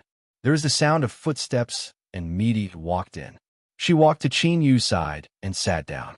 Then, she looked down at Li Gu. Just a single glance caused him to stuffily cough. Beads of sweat appeared on his forehead and soon soaked through his entire body. as if he were enduring some intense pain. But in his eyes, there was pain, and within this pain, there was also excitement. With a thud, he fell to his knees and said in a hoarse voice, "Please save me. I, Liga, am willing to pay any price." Meaty's eyebrows rose up. Her lips curved up. "You're willing to be a dog?" Liga lowered his head. "I am." "Very good. Then from today onwards, you will be called Dog Leftover. Don't ask me what this name means. You don't have the qualifications to know." Liga stood up. He took a deep breath and said, "Yes, master." As a dog, he naturally had to have a master. He didn't lack this awareness. Meaty pointed at Chinyu. "Remember, he can be considered half a master to you. When I'm not here, his words are still useful." Liga nodded. Row, wave her hand. "Go down. You won't die for a while. Just live like this for now." After Liga left, little Meaty turned to look at Chinyu. She sneered. "Did you see little Chinyu?" This was his normal position. Even if he didn't do anything, people would take the initiative to serve him as a dog. In my opinion, Dog Leftover's awareness is much stronger than yours. He's not like you, who likes to do things half-heartedly and can't see his own position clearly. Chinyu cupped his hands together. "You are mighty and domineering. I admire you greatly." After flattering him, he didn't mention anything else. He couldn't possibly stop people from acting cool, right? What's more, he did have the right to act tough. Little Meaty clenched her teeth. She suppressed her voice and roared. "Little Chinyu, you are becoming more and more insolent. You are becoming more and more disrespectful." She seemed to have seen through some disrespectful thoughts that left her annoyed. Chinyu yawned and stood up to leave. I'm tired. See you tomorrow." He turned and left, the soles of his feet smeared with oil. Behind him, Meaty roared, "Now I understand, you bastard."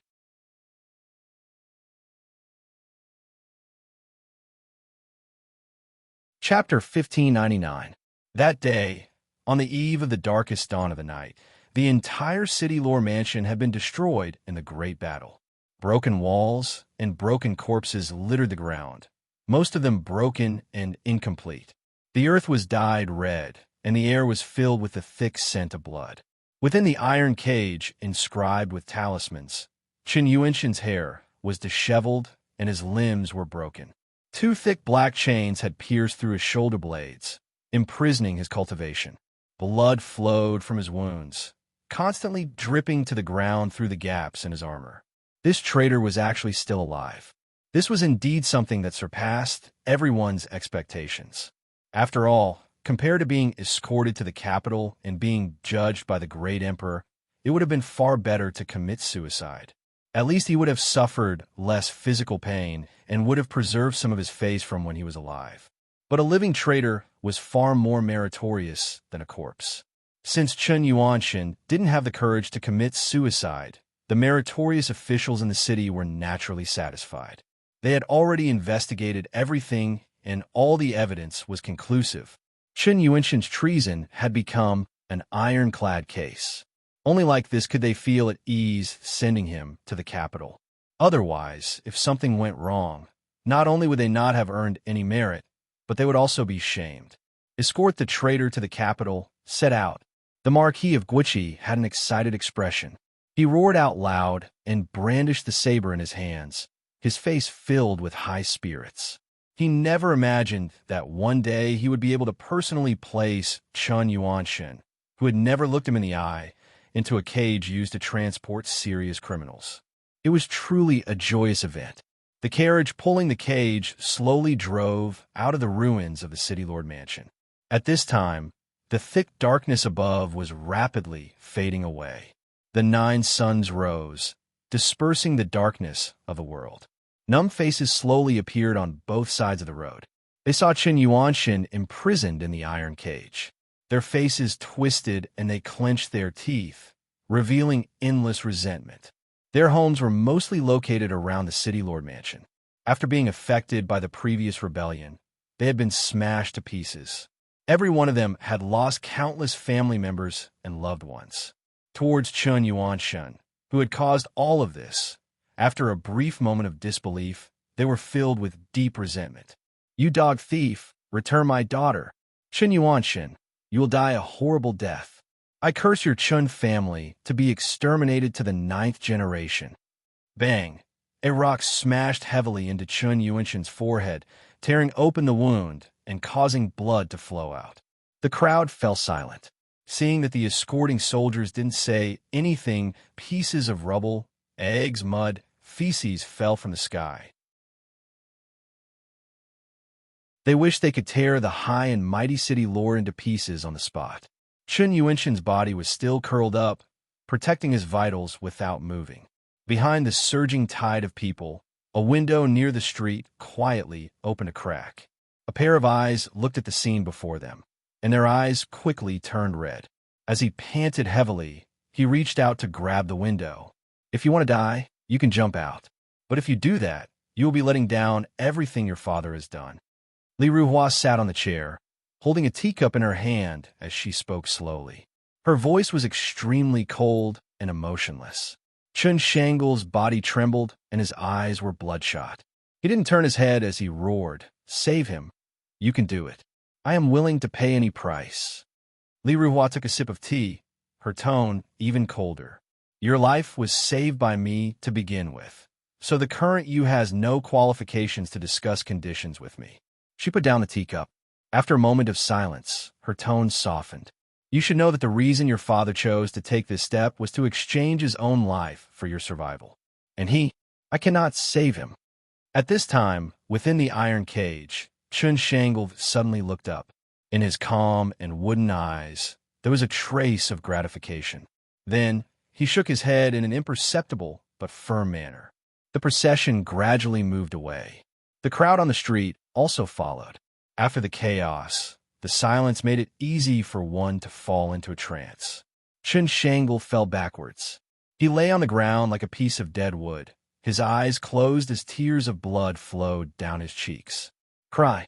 Consider this a farewell for your father. I underestimated this, Chun Yuanshin.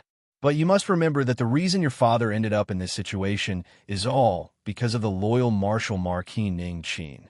It was because of him that your father had to take this step in order to allow you to live." Li Ruhua walked over to his side and knelt beside his ear, speaking in a soft voice. Her voice was calm and serene, like a stream that flowed into Chun Shangle's fierce and cruel heart that wished to destroy everything. "Loyal Marshal Marquis Ning Qin. Loyal Marshal Marquis Ning Qin. Loyal Marshal Marquis Ning Qin." He whispered again and again, his tears of blood falling without end. In the ruins of the City Lord Mansion, little Meaty stood in the shadows. From start to finish, she had been here, but no one had been able to see her. At this time, she looked up at the window that had opened a crack, her expression light. Mo's eyes were icy cold. The reason why she wasn't worried about the cooperation between the Western Wasteland and the Leaf family was simple. After leaving the Western Wasteland imperial capital, she would have no scruples. As long as she killed the two people in the room, the cooperation would collapse. Moreover, what Li Ruhua was doing now had caused little Meaty's killing intent to rise even higher. The corners of her lips curved up in a diabolical smile. She was really, really cruel and cruel. This wasn't just empty words.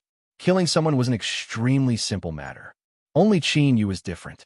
So what if he was the 3rd generation of the Leaf family? So what if he killed them? Would he be able to find her? Taking a step back, even if he really did find her, would she be afraid? They were nothing more than a bunch of snacks delivered to her on their own initiative. She lifted a hand. The darkness around little Meaty's fingertips suddenly thickened. It was like a monster had silently appeared, opening its mouth as if it wanted to swallow everything in the world. Within the room, Li Ruhua's complexion changed. The red spot on her palm seemed to ignite, emitting an intense burning pain. Without any hesitation, she reached out and grabbed Chun Shanglu.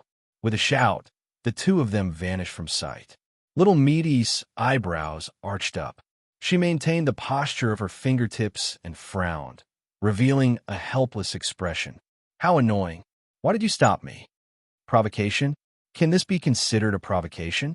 Can't you be a bit more reasonable? I'm just pinching two little bugs to death. Is there a need to make it sound so serious? Fine, fine, fine.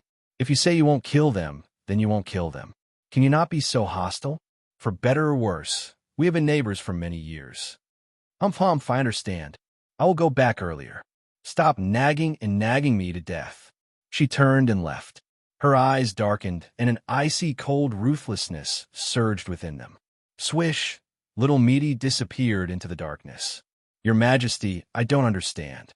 The sky-bearing king frowned and said with a worried expression, he and Qin Yuanshan weren't close, but they had some dealings. Otherwise, true Saint Baiyu wouldn't have taken the initiative to visit him. The sky-bearing king thought that he had some understanding of Qin Yuanshan. He was a smart person and wouldn't do such a stupid thing. Rebellion? What a joke.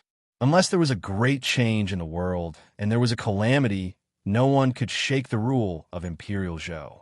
Qin Yuanshan's rebellion was more like he was asking for death. The escort team had already arrived at the capital region. After the Imperial Guard verified Qin Yuanshan's identity, they were putting him in prison to await trial. But everyone knew that Qin Yuanshan, who had been detained in the imperial capital, was destined to die. The so-called trial was just a formality. But the worry on the sky-bearing king's face wasn't because of Qin Yuanshan. The city lord of a main city could be considered a high position. If he was killed because of rebellion, if this matter wasn't handled well, it would cause turmoil in the court. Above the 9 heavens, behind the bead curtain, the great emperor's expression was calm. Qin Yuanshan is seeking death. He came to the imperial capital alive to vent his anger on me, to protect his son who was sent to the Leaf family in the central wasteland. After a moment of silence, the emperor coldly sneered. Qin Yuanshan understands me, but he underestimated my breadth of mind. But I will still fulfill his wish and give Qin Shanglu a chance to live. The sky-bearing king bowed. Your Majesty is magnanimous. The emperor waved his hand. Go. Tell the Ministry of Justice that there is no need to investigate anymore. Give Qin Yuanshan a quick death. After all, he once ruled a main city of the Western Wasteland. He cannot be humiliated. The sky-bearing king bowed once more and left the hall, sighing. His Majesty was still as hypocritical as ever. But giving Qin Yuanshan a quick death was also a rare act of mercy. Shaking his head, he gathered his thoughts and went straight to the prison. When Marquis Zhongwu's carriages left the station, there was another person. A pale-faced Li Gu was hiding in one of the carriages. His eyes were closed, and his aura was faint. His sword Dao had already been destroyed, severed by the Joss flame artifact. His cultivation almost severed. But for some reason, he was so weak that he seemed like he could be blown away by a gust of wind.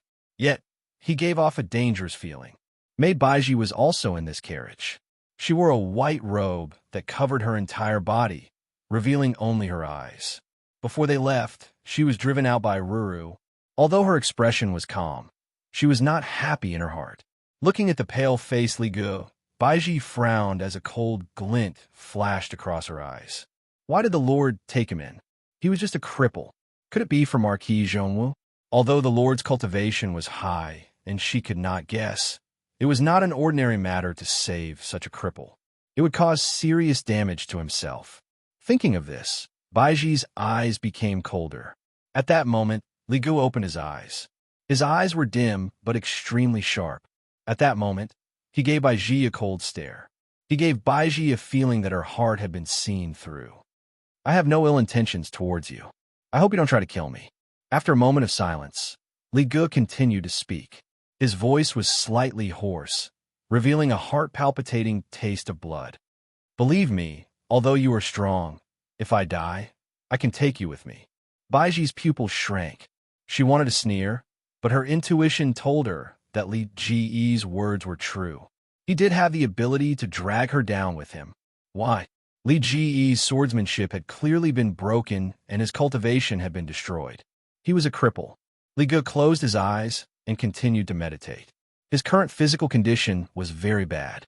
If he wasn't carefully taken care of, he could die at any moment. Across from him, Baiji took a deep breath and suppressed the killing intent in her heart. But this did not mean that she was frightened by Li Gu. On the contrary, Baiji's killing intent never faded. If Li Ji's existence caused any harm to the Lord, she would kill him without hesitation. She would even kill the loyal martial Marquis Ning Qin.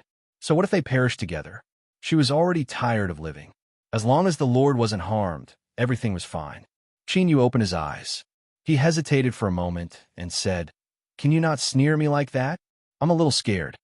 Across from him, Misty rolled her eyes. "If you don't want to watch, then leave. Did I pull you?"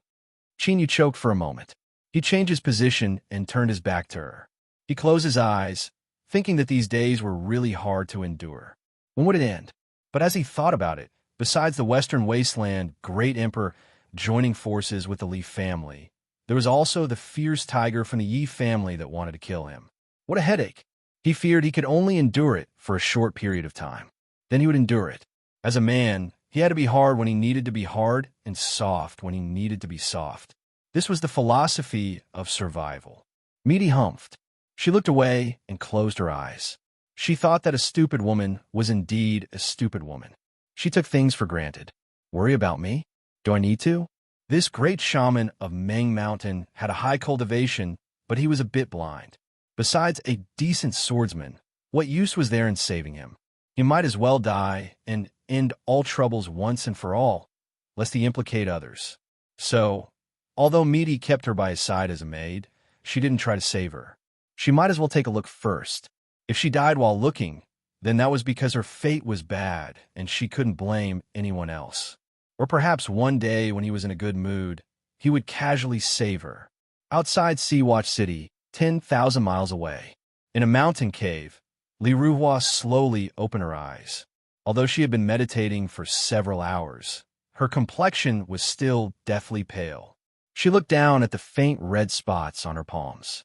As she thought about that aura, she could faintly feel her body shivered. She couldn't suppress the endless fear that gushed out from deep within her. That killing intent, just where did it come from? It was terrifying and boundless, like a surging black sea.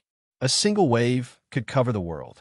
In just an instant, Li Ruhua felt as if she was in a hopeless situation with no chance of survival.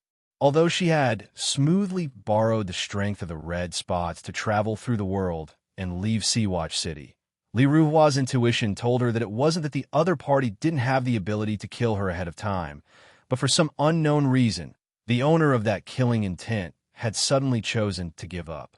Otherwise, perhaps she would already be a cold corpse by now. Just who was it? Li Ruhua took a deep breath and suppressed the shock in her heart. A bitter smile appeared on her face.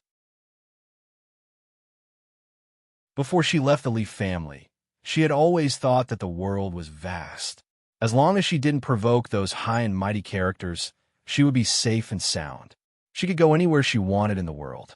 In fact, she didn't even think that searching for the new barbarian emperor was a difficult matter.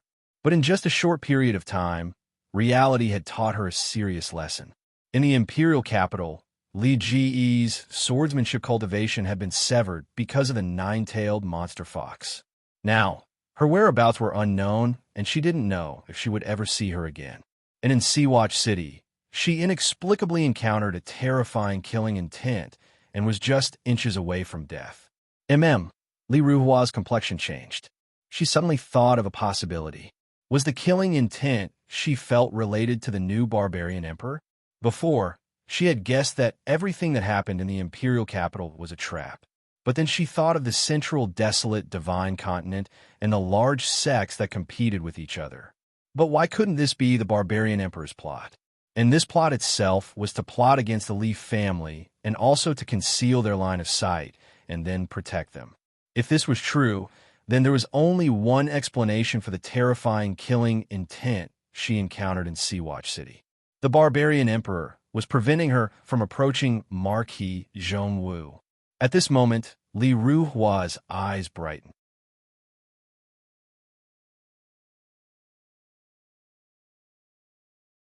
Chapter 1600. Li Ruhua was one of the few people in the world who knew about it. The red spot on her palm was her greatest secret. As for her identity, the Li family had been guarding it to the death. So far, only 2 or 3 people knew about her background. two of them were even more elusive. They traveled the world all year round and hadn't shown up in the family for a long time. In the Li family of the Central Wilderness, although Li Ruhua had a very ordinary name, in fact, she was not ordinary at all. Her status was far above that of the ordinary third-generation disciples. What Li Gan knew about her was only a little bit more than the surface. In the cave, Li Ruhua's eyes were bright. She lowered her head and thought for a while. Then she looked across and said, "Chun Shangolv, guard outside." Chun Shangolv opened his eyes. His expression was indifferent, and his eyes were calm. However, there was a trace of blood in the deepest part of his eyes that couldn't be erased. Nodding, he got up and left without saying a word. Li Ruhua raised her hand and spread her fingers, revealing the red spot on her palm. "Heaven fire." As she murmured, she suddenly looked up. Her eyes and long hair turned red at the same time. It was as if a flame was burning, or as if it had been injected with a copious amount of blood. Li Ruhua's aura changed. It became cold and indifferent, as if she was a god that had descended to the world and regarded all living beings as ants under her feet. She raised her hand and pointed a finger at the void, forming a small world that was completely isolated from the outside world. "Li Mu," a calm voice came out of her mouth. "See Watching City." When Marquis Zhongwu's convoy stepped into the teleportation array, the several powerful figures in the city finally breathed a sigh of relief. Although Marquis Zhongwu had taken the initiative to refuse the credit they had delivered to him, no one knew if there was something wrong with it. A marquis, who was a general of the army, had great power and status. If he really wanted to do something, it would be hard for them to breathe. Yigui was also here. That day, when he left the Yi family, he was already a dead man. Now, he was only a wandering ghost with no roots. He wasn't afraid of death, but he had promised the general that he would repay the family with his own death. Therefore, he had been looking for an opportunity. Yigui watched as the procession entered the teleportation array, then turned and left. He returned to his residence in the city, where he saw a green jade slip on the table in his room.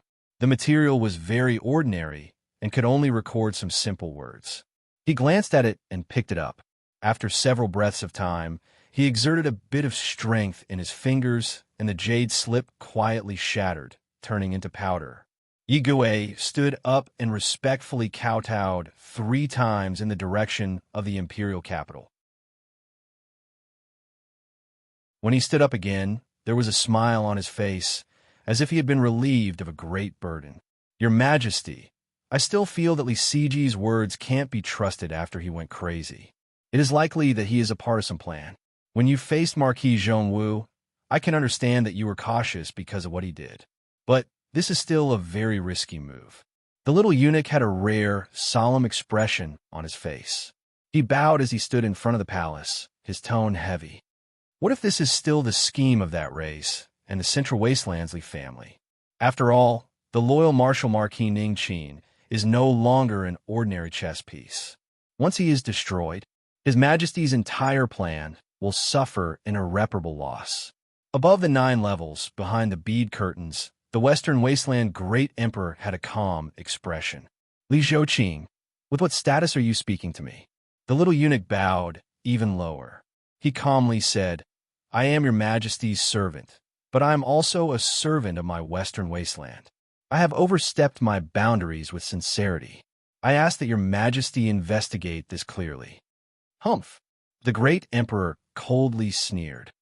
"I don't need you to remind me how to do things. As for the loyal Marshal Marquis Ningqin, I have my own arrangements. As for you, don't forget to continue searching for the whereabouts of civilian residences. As long as that old monster is still within the borders of the Western Wasteland, even if you have to dig 300 feet underground, you must find him." The little eunuch bitterly smiled. He bowed and retreated into the shadows, vanishing from sight. His status? What status? In the shadow world, beneath the sleeves of the eunuch's robes, he clenched his fists, his nails digging into his flesh. "Your Majesty, it isn't that I owe the Emperor clans, but that they owe me far too much." After Seaview City, there was a transmission array that led directly to Blue River City, a strategic location for the Empire's troops. He was conferred the title of Loyal Martial Marquis and was a great general of the same rank. Of course, this wasn't just a nice title. The military authority in his hands also rose with it. Skybearing King delivered the decree of the Western Wasteland Great Emperor, ordering Chinyu to return.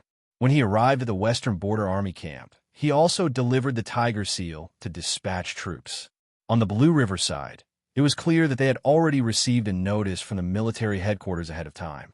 This time, there was no need for anyone to report to them in order to see the leading figures of Blue River City. This was because ever since they received the imperial decree from the military headquarters, they had been waiting here.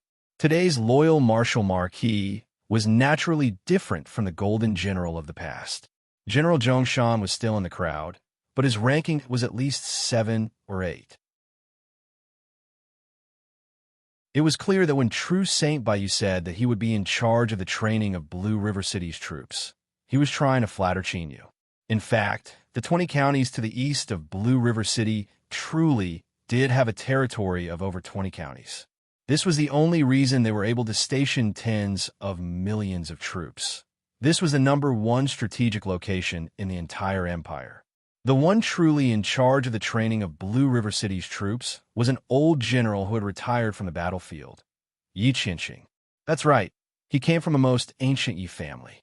How could a mountain in the army be just a joke?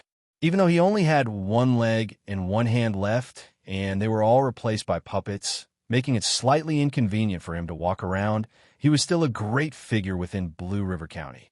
Marquis Loyal Marshal, the 400,000 new troops have been prepared. They can leave in 2 days. Yi Qinxing gestured with his hand. Marquis, please follow me to temporarily reorganize. Chinyu cupped his hands together. I'll have to trouble General Yi. According to the arrangements given by the military headquarters, Blue River City would only stay for 3 days at most. It was clear that they had already made arrangements. Yi Qinxing turned and looked at the caravan behind them. I heard that the madam is also among them. Chinyu smiled. My madam has a quiet temperament, so there is no need to trouble her. Yi Qinxing nodded, not speaking any further. The group soon arrived at the relay station that Blue River City had prepared ahead of time. The place they were staying at was naturally different from before. Chinyu didn't care about this, but this caused the restless relay station officials and others to relax and do their best to entertain them. If Blue River went further west, he would no longer be able to use a transmission array to cross the borders of the empire. He would have to ride an airship that transported the army to the border, and that would take around a month. If the Western Wasteland Great Emperor and the Leaf family wanted to make a move, they should do so during this period of time. After all, if they waited any longer and the airship entered the border army camp, many things would become inconvenient. It was likely that some disturbances would be stirred up in the army. As for these 400,000 new troops, he was still a stranger to the commanding general. There had been no contact between the two sides. As long as he placed several capable people within, once there was a mistake, he could turn the blade around and force the nominal commanding general into a hopeless situation. He wouldn't have to worry about causing too much trouble. Of course, Chinyu couldn't be completely sure what would happen and whether or not things would reach this step. So, he could only patiently wait. Luckily, he didn't feel any fear in his heart, so there was no torment to speak of. He only treated this as a formality. This was the beauty of hugging someone's thigh. If you didn't hug them, you wouldn't know. Whoever hugged them would laugh. This feeling was wonderful. Chinyu faintly smiled and closed his eyes to cultivate. The incense boy had snuck into the Western Wasteland's massive incense-burning Dow field. This was the same as opening a small opening in a rushing river. Endless amounts of incense-burning strength fused into Chinyu's body. This was equivalent to activating another driving force that could help him improve his cultivation base in addition to his own cultivation. Of course, the effects couldn't be compared to the incense-burning strength he received when he made a breakthrough, but it was still considerable. When combined with the gifts of the world he obtained after the darkness in front of him was broken, it was enough to allow him to constantly be in the paradise land that other cultivators yearned for. Although it was a bit exaggerated to say that a single day was equal to a year of cultivation, it was still equal to a month of bitter cultivation for an ordinary person. Qin Yu didn't want to waste even the tiniest bit of cultivation time. Ever since he broke into the ruler realm, he had been diligently cultivating whenever he had time. But the only thing that worried him was that as he cultivated every day and his strength increased, the suppressive feeling of being a fish caught in a net of the heavens and earth was also growing. Little Meaty had said that if the heavens collapsed, the tall ones would hold it up. But why did the heavens collapse? Could the tall ones really hold it up? And what if they couldn't? What would the result be? Qin Yu constantly told himself that he was a cultivator that took 1 or 2 steps at a time. He shouldn't bite off more than he could chew and think about matters that far surpassed his current boundary. But deep in his heart, the worry never dissipated, even if he was hugging onto a very, very thick thigh. This was because Qin Yu always felt that the mysterious existence hidden in space-time couldn't hold up the heavens. Not too far away, in another part of the Blue River Relay Station, Little Meaty looked at Qin Yu's cultivation area and gradually frowned. There really was a problem. Just who was Qin Yu? The reincarnated body of an almighty being? But there were no traces of reincarnation on his body. Even if Qin Yu himself was special and she couldn't recognize him. As one of the most special and ancient existences in the world, Little Meaty didn't remember that she owed a favor to some almighty being in the past. She ate, and she ate several. So, this couldn't explain why she always involuntarily did so many unexpected things when she faced Qin Yu. She couldn't control her heart. Little Meaty rubbed her temples. Then, her movements stiffened, and she drew back her hand with a gloomy expression. She took a deep breath and suppressed her violent mood. Then, she looked up into the distance. Her eyes brightened.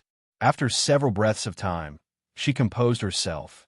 After thinking for a moment, she coldly sneered. "You aren't completely useless. Then, I'll let you live a bit longer." She said 2 days, and it really was 2 days. Yi Qinxing led the Blue River Relay Station. After the 400,000 soldiers paid their respects to their commander, they boarded the airships. They were densely packed, and their numbers were so great that they covered a large portion of the sky and scattered down boundless shadows. It was truly a magnificent sight, a sight that swallowed up mountains and rivers. Not to mention whether or not this 400,000-strong army would one day turn their blades around and chop him, the commander, into pieces. Just the current feeling was really great. The shouts of 400,000 people shook the heavens. In that moment, Qin Yu felt what it meant to be a man holding the power of the world in his hands. The power of incense that the incense boy stole also increased. It seemed that there was a deep connection between this and Qin Yu's own destiny. "Let's go." Qin Yu waved his hand. The surface of the airships lit up with runes of array formations. The air shook and the airships accelerated. They were like giant fish swimming in the deep sea, gradually speeding away.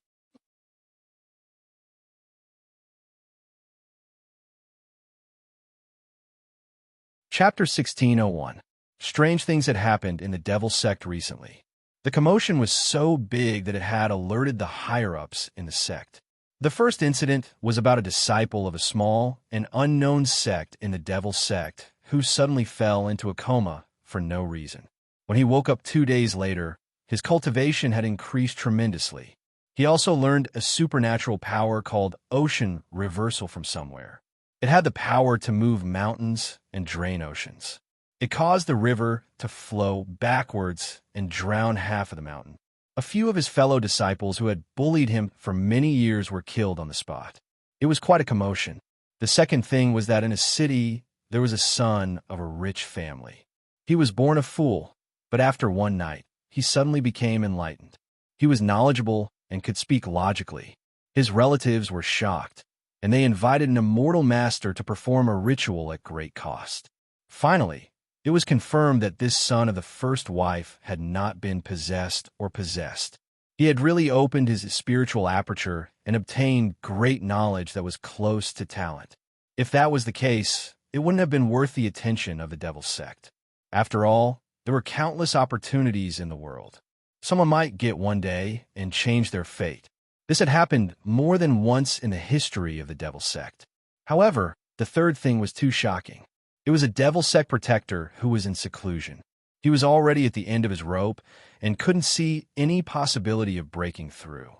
He could only sit there like a piece of dead wood, waiting for death to come. However, one day, a bright light suddenly shone and countless rules appeared. He had actually stepped into the sovereign realm and become a new elder of the Devil Sect. However, after this elder had broken through, his temperament had changed. When the Devil Sect asked him about it, he didn't say a word. In the end, he attacked someone and escaped. The series of accidents attracted the attention of the Devil Sect. After careful investigation, they found that there were many similar incidents. In fact, in a remote mountain village, everyone in the village was devoured by the demonic beasts. The monster that was caught had an even more bizarre origin. It was actually the guard dog of the village's butcher family. In the past, it had seen many people eat animals. After transforming into a monster, it opened its mouth and ate them all. However, it was clearly an ordinary animal, but after a night, it had directly become a monster with spiritual intelligence. It was truly unimaginable. As the chief of the Devil Sect, the Night Demon Sect master's eyes grew brighter and brighter as he examined the cases he had received. There was excitement in his eyes. Pass down my orders. Anything that has happened recently is to be suppressed for the time being. Do not spread it out. Leaving behind an order, the Night Demon Sect master turned around and left. Marquis Zhongwu had left the Imperial Army and was returning to the Western Border Army. He would pass by Green River and incorporate the troops under the Great General. This was not a secret. According to the time, the young miss was following Marquis Zhongwu and was not far from the Devil Sect. Inside the secret chamber, the Night Demon Sect master held the jade slip in his hand. After imprinting the information, he clenched his fist and crushed the entire jade slip. However, the information within the jade slip had already been transmitted through a secret technique. On the airship, little Meaty, who had occupied a cabin to herself, finally received a message from the Devil Sect. She glanced at it and found that it was about the same as she had expected. She stood up and left. She found Qinyu, who was always cultivating and cherishing his time. There's a lucky chance that is right in front of you. Do you want it? Although her expression was light and indifferent, as if she didn't care too much about this so-called lucky chance. With Qinyu's understanding of Little Meaty, for her to make such a trip meant that this matter was not ordinary at all. Little Meaty didn't care about it, because she was strong and her boundary was deep enough. Even to this day, Qinyu hadn't been able to see through her. But he clearly didn't have the qualifications or confidence to do so. I want it, he blurted out. He could feel the invisible suppression of the great net of heaven and earth. Although the stronger one was, the greater the pressure. Still, he couldn't stop eating for fear of choking. Couldn't go forward? Perhaps the pressure he felt today would be broken one day as his strength grew. Even if it didn't, the stronger he was, the more likely it would be. He could take a look at the scenery of the mountain peak and find a way out. Little Meaty turned and left. Qinyu hurried to follow. A moment later, an order spread through the airship. Many generals revealed strange expressions. They thought that even if Marquis Zhongwu was highly regarded by His Majesty, would nothing happen to him if he did this? I will bring my wife to the demonic sect to visit relatives. We will return soon. The army will continue forward according to the plan. True Saint Bayu certainly didn't receive any accurate words. He bitterly smiled, but was powerless to stop them. He could only anxiously respond to the questions coming from the various airships. And at this time, Qinyu and Little Meaty were already on the road to the demonic sect. Cough, we're leaving like this. But I still don't know what the lucky chance is. Qinyu revealed a puzzled look. According to his plan, the two of them could leave without making a sound. All they had to do was find an excuse, and no one would notice them. Why would they make such a big fuss about it, and even spread the excuse that they were returning to the demonic sect to visit relatives? Little Meaty had a calm expression. On the airship, there are 4 old fourth claws bestowed by the Imperial Palace. We can hide it from them for a while, but we will definitely be discovered after a long time. How about we just leave like this? Chinyu frowned. That's it, Little Meaty said. Of course not. The reason we're doing this openly is because the lucky chance within the demonic sect was sent by the Western Wasteland Great Emperor and the Leaf family together. Since they went through so much trouble and sincerity, you certainly have to appreciate it. It is normal for you to inform Master. Chinyu's expression turned solemn. He seemed to understand. After a moment of thought, he said, "You still haven't told me what this lucky chance is." Little Meaty thought for a moment. If I were to tell you seriously, it would be a very complicated and troublesome matter. So, I will change the tone of my storytelling. Just listen. She glanced at Chinyu and saw him nod. She continued to say, "In ancient times, a long, long time ago, there was a strange stone in the world that possessed the supernatural ability to interfere with the flow of time. If that was the case, then it would at most be an extraordinary treasure. If it was refined by someone and passed down for generations, that would be fine. But coincidentally, not long after this stone was born, before anyone could find it, a seed fell onto it. It smoothly sprouted and grew into a great tree." As she spoke of trees, Chinyu thought of Little Meaty's 2 incomparably mystical trees that were currently nowhere to be found. Her cooking skills were world-shaking. There's no way to compare. The difference between the 2 is too great. Although my 2 trees have a bit of an origin, the difference in rank is too great. Even if 10,000 years passed, 100,000 years passed, it would still be impossible for them to compare. In short, a great tree grew out of the stone. It was similar to a treasure forming a happy marriage with another treasure. Well, of course, it might have been forced, but the ending wasn't bad. A truly wondrous object was born. A moment later, Chinyu's eyes widened and a look of praise appeared on his face. He thought that the world was vast and there were truly all sorts of strange things. It was actually able to naturally give birth to such a wondrous object. The large stone was named Grandeur. The great tree was called Golden Millet. This Grandeur stone had a golden millet tree growing on it. When the 2 were placed together, it was called Grandeur's Dream, Golden Millet Half a Life. If any living being of the world were to step into it, they would gain another life. Everything they obtained could be directly fed back to their main body.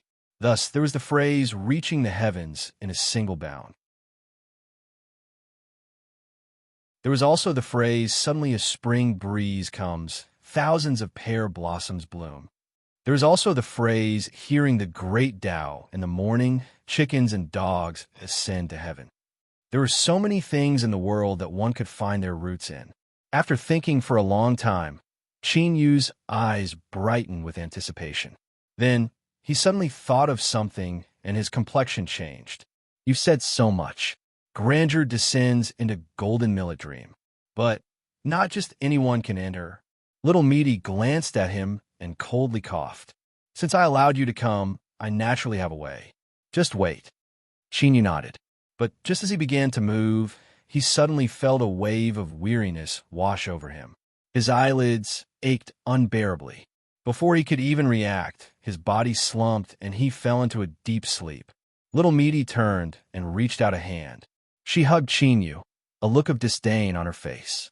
From her expression, it seemed she had already expected this. At this time, Little Meaty furrowed her eyebrows and a cold intent appeared in her eyes. "You reckless thing, get back here." As her voice fell, even though she clearly hadn't done anything, space began to twist and a powerful repulsive force burst out from within. With a dull bang, it seemed as if something was forcefully jolted away. Shwa! Little Meaty stepped forwards and vanished from sight. In the next moment, she arrived at a courtyard within the demonic sect. The night demon sect master sensed something and appeared out of thin air. His face lit up with joy. He bowed and said, "This old servant greets the miss." Little Meaty nodded. She lightly said, "I want to borrow this courtyard for a period of time to download the 31 app. Stand guard outside and don't allow anyone to enter." Her words were impolite, but the dignified peak ruler knight, demon sect master, the chief disciple of the demonic sect, didn't seem angry at all. Instead, he respectfully bowed. He didn't even ask why. He turned and left, completely activating the defensive array formation and blocking out his own sense. Then, he stood guard at the entrance of the courtyard, motionless. Little Meaty turned and walked away, as if she were very familiar with this place.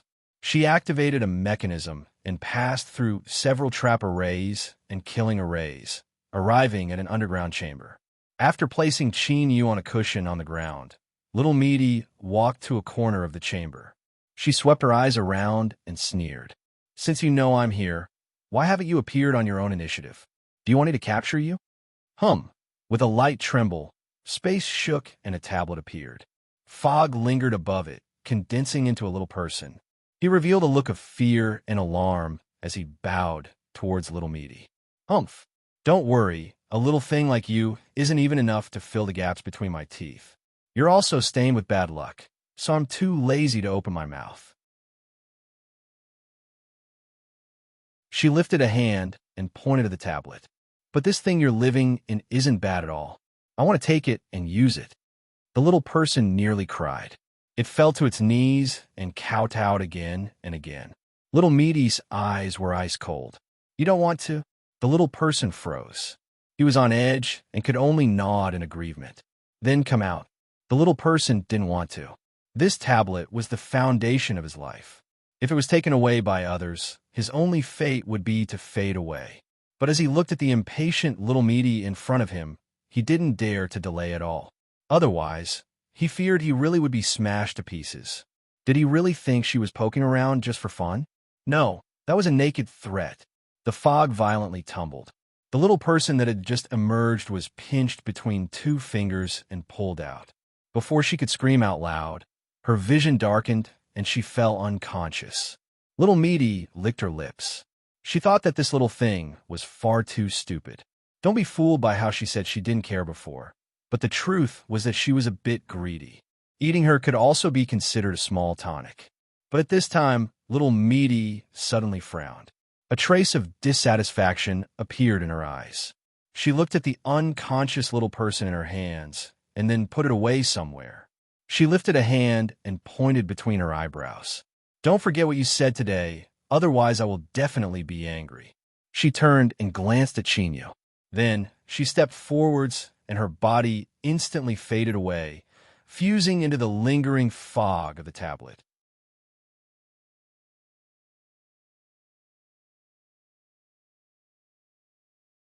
Chapter 1602. Nank was illusory, while Golden Millet was intangible.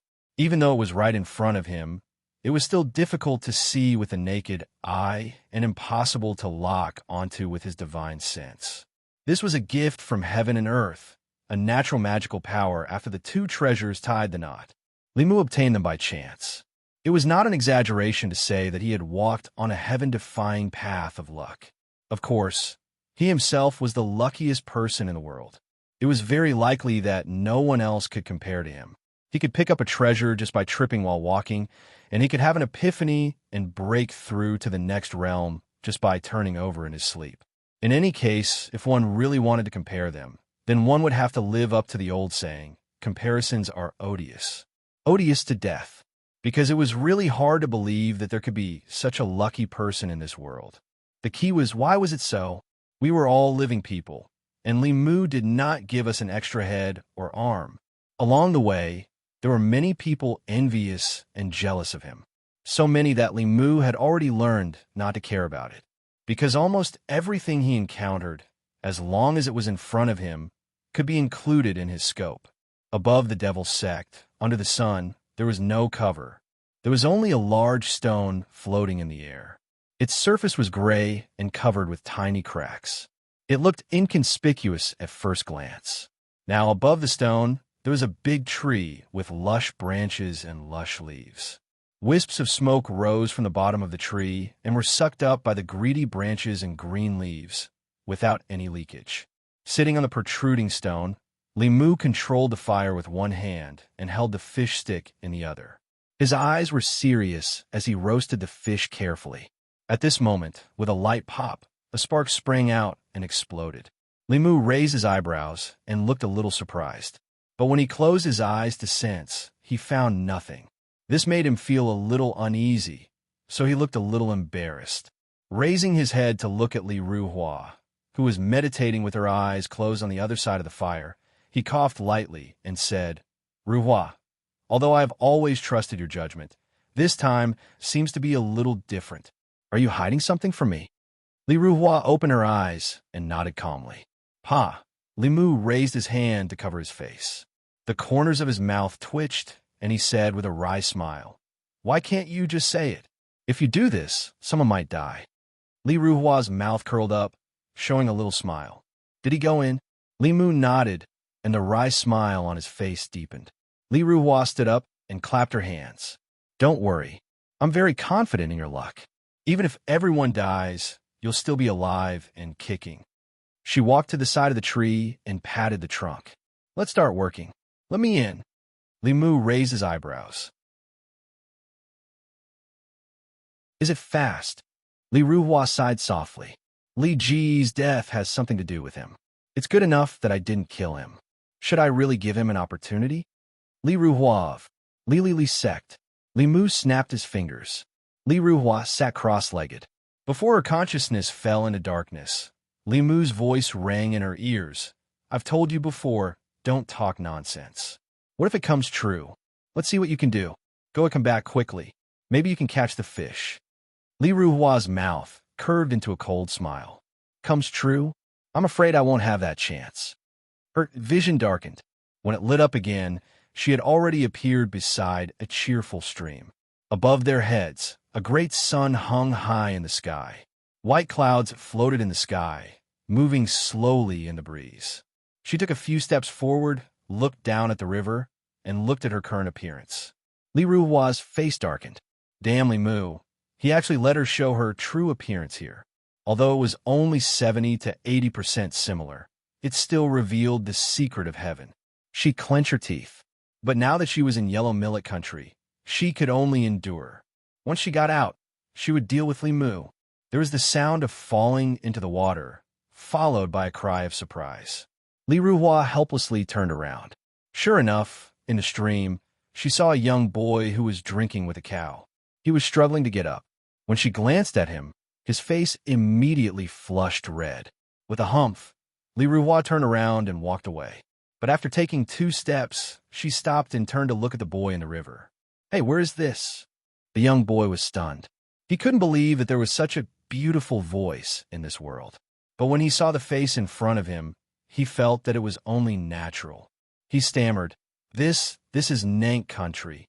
Li Mu, Li Ruhua, who looked to be 11 or 12 years old, was extremely beautiful like a little fairy.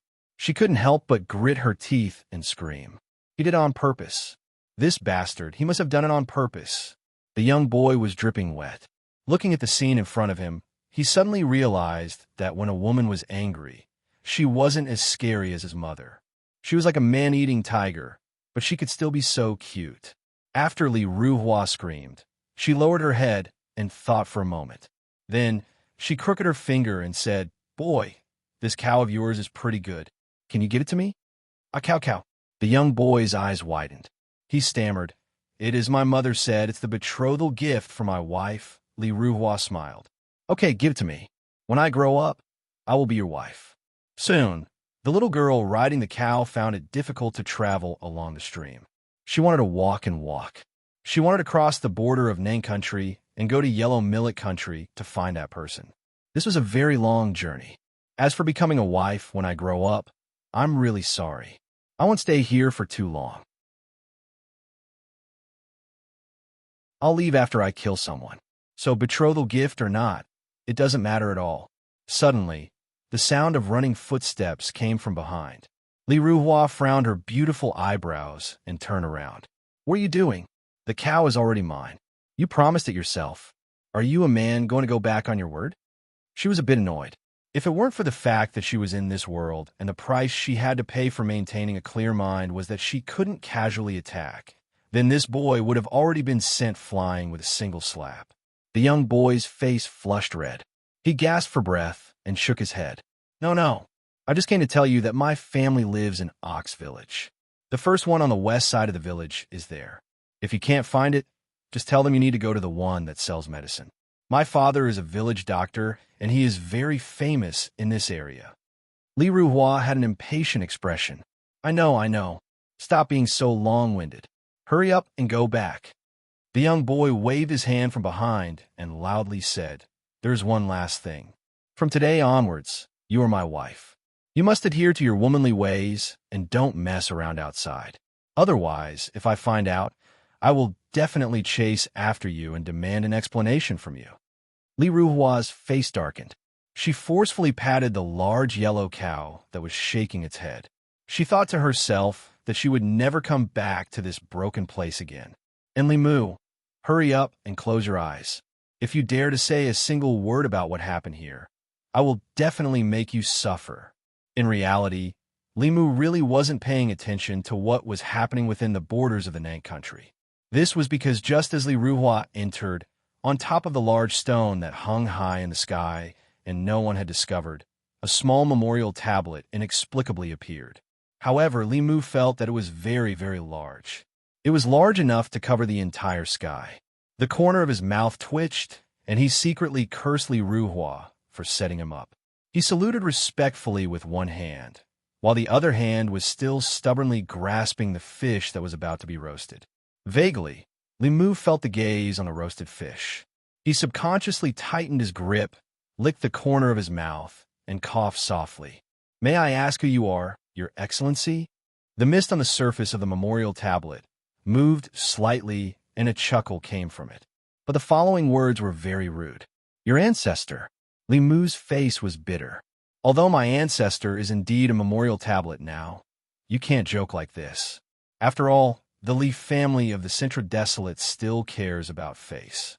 The mist on the surface of the memorial tablet continued to billow. If you don't accept it, then hit me. Li Mu seriously thought for a moment, and then shook his head. I think it's better not to court death. Don't you think so? The memorial tablet swayed, as if it were nodding. Since you don't want to die, then open a path. I will go in and take a look. Li Mu gripped the wooden stick with the roasted fish and tightened his grip.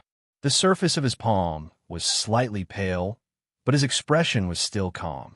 He only revealed a bit of distress. With your cultivation level, even if the world is vast, what kind of scenery have you not seen? Why go inside? Why don't I treat you to some fish, and let's just forget about it?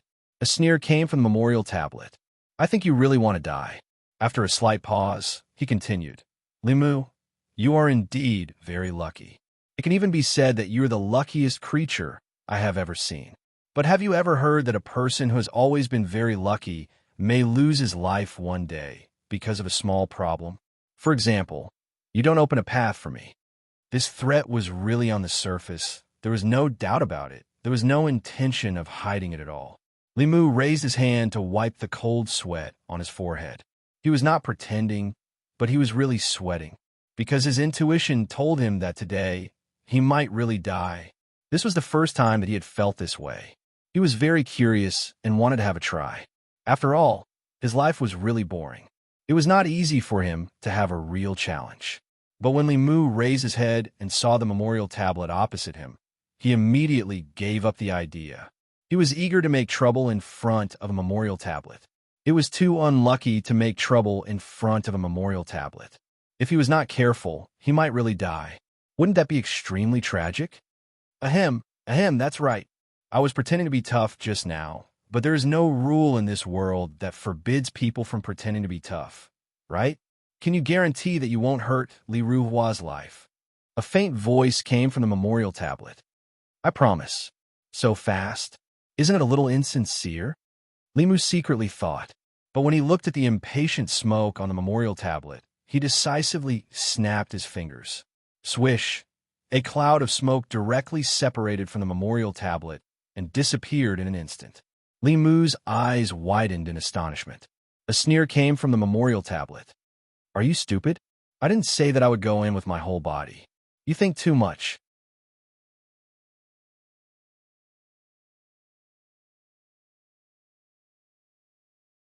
Chapter 1603. When the little fairy maiden rode the cow south, she would have to pass through the vast Jianghu to reach the Golden Millet Kingdom. The road was long, and it was destined to be filled with dangers. Especially now that 70 to 80% of her true appearance had been revealed, the chances of her triggering dangers had increased by more than 100 times. But in the end, the little fairy maiden was still a little fairy maiden. Even if she was restricted and couldn't act as she pleased, she could still crush all the disgusting gazes around her with a single hand. But she still found a way to ensure her own safety. For instance, along the way, she gradually found herself 7 unofficial masters. According to the little fairy maiden, she wanted to walk around and think about it. Only then could she finally decide which master she would take as her master. Before this, they could only hide their tracks and follow by her side. They couldn't jump out and disturb her as she toured the mountains and rivers. Otherwise, they would automatically lose the chance to be chosen as her master. If it was anyone else who dared to make such an unreasonable request and even find 7 unofficial masters in one go, they would have already been taught a lesson by the Jianghu. But facing the little fairy maiden, the 7 unofficial masters all smiled more kindly than the last, repeatedly nodding their heads to show that there was absolutely no problem. After all, they could see with a single glance the aptitude of an immortal. As long as this little girl riding on the cow stepped onto the road of cultivation, she would definitely ascend to the ascension realm, becoming a celestial being that would ascend to the heavens. Since they had encountered such a disciple, how could they let her go?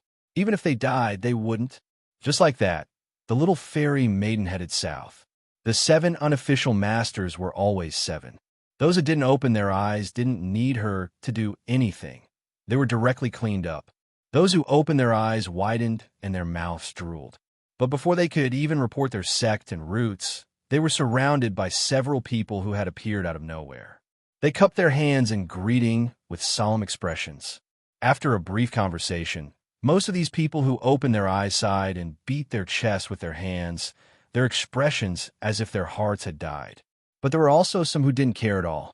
As soon as they opened their mouths, they said that they would take one of the 7 unofficial masters. Because the little fairy maiden had said that she only wanted 7 masters, not one more or one less.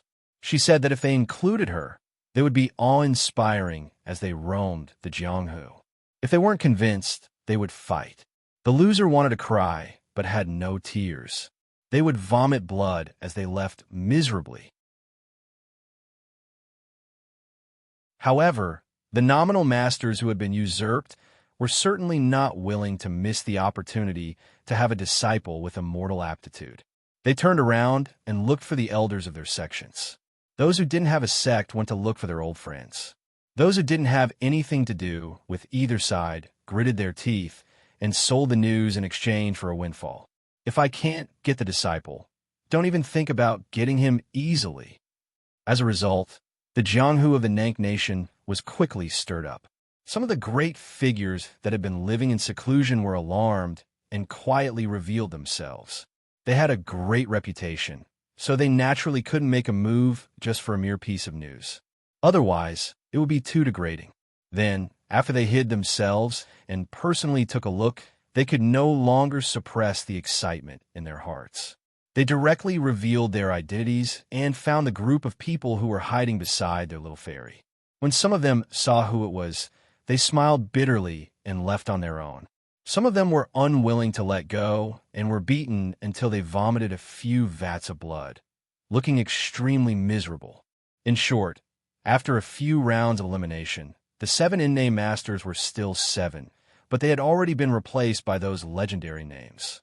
Only then did the situation gradually stabilize. The shock that swept through the Jianghu of the Nank Nation and Huangliang Nation gradually calmed down.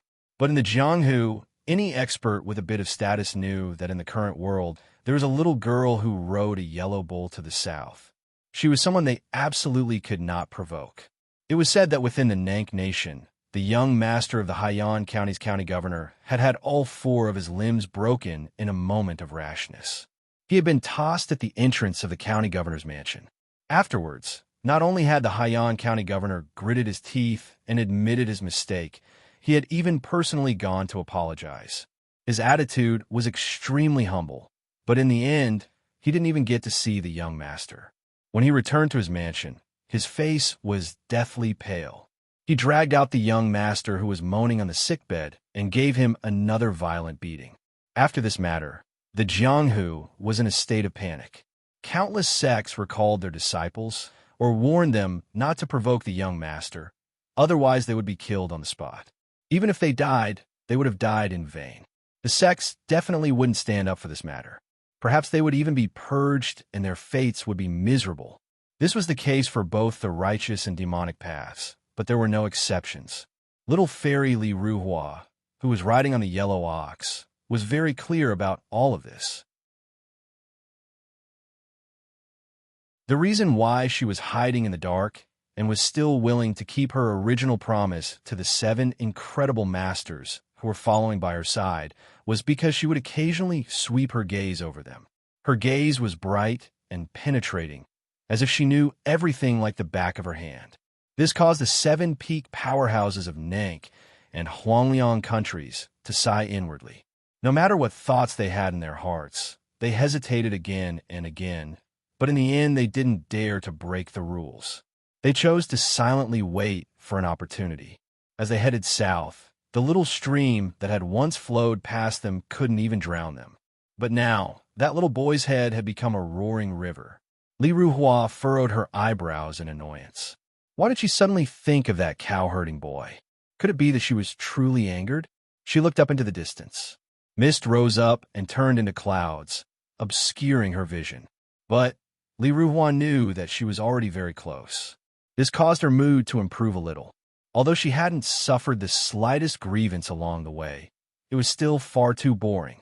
Find him, kill him, and quickly leave this place. For cultivators, especially tyrannical and powerful great cultivators, to be restricted from using their cultivation was an extremely depressing feeling. In any case, she couldn't continue to endure it. On the bank of the river was a newly built official road of Huangliang country. It was said to make it convenient for nearby officials and rich families to come to the riverside to enjoy the scenery. So along the way, there were many carriages coming and going. Most of them wore luxurious clothes and had an extraordinary bearing. As they saw the calm and composed little fairy maiden riding on the back of the yellow bull, they were dazzled for a brief moment.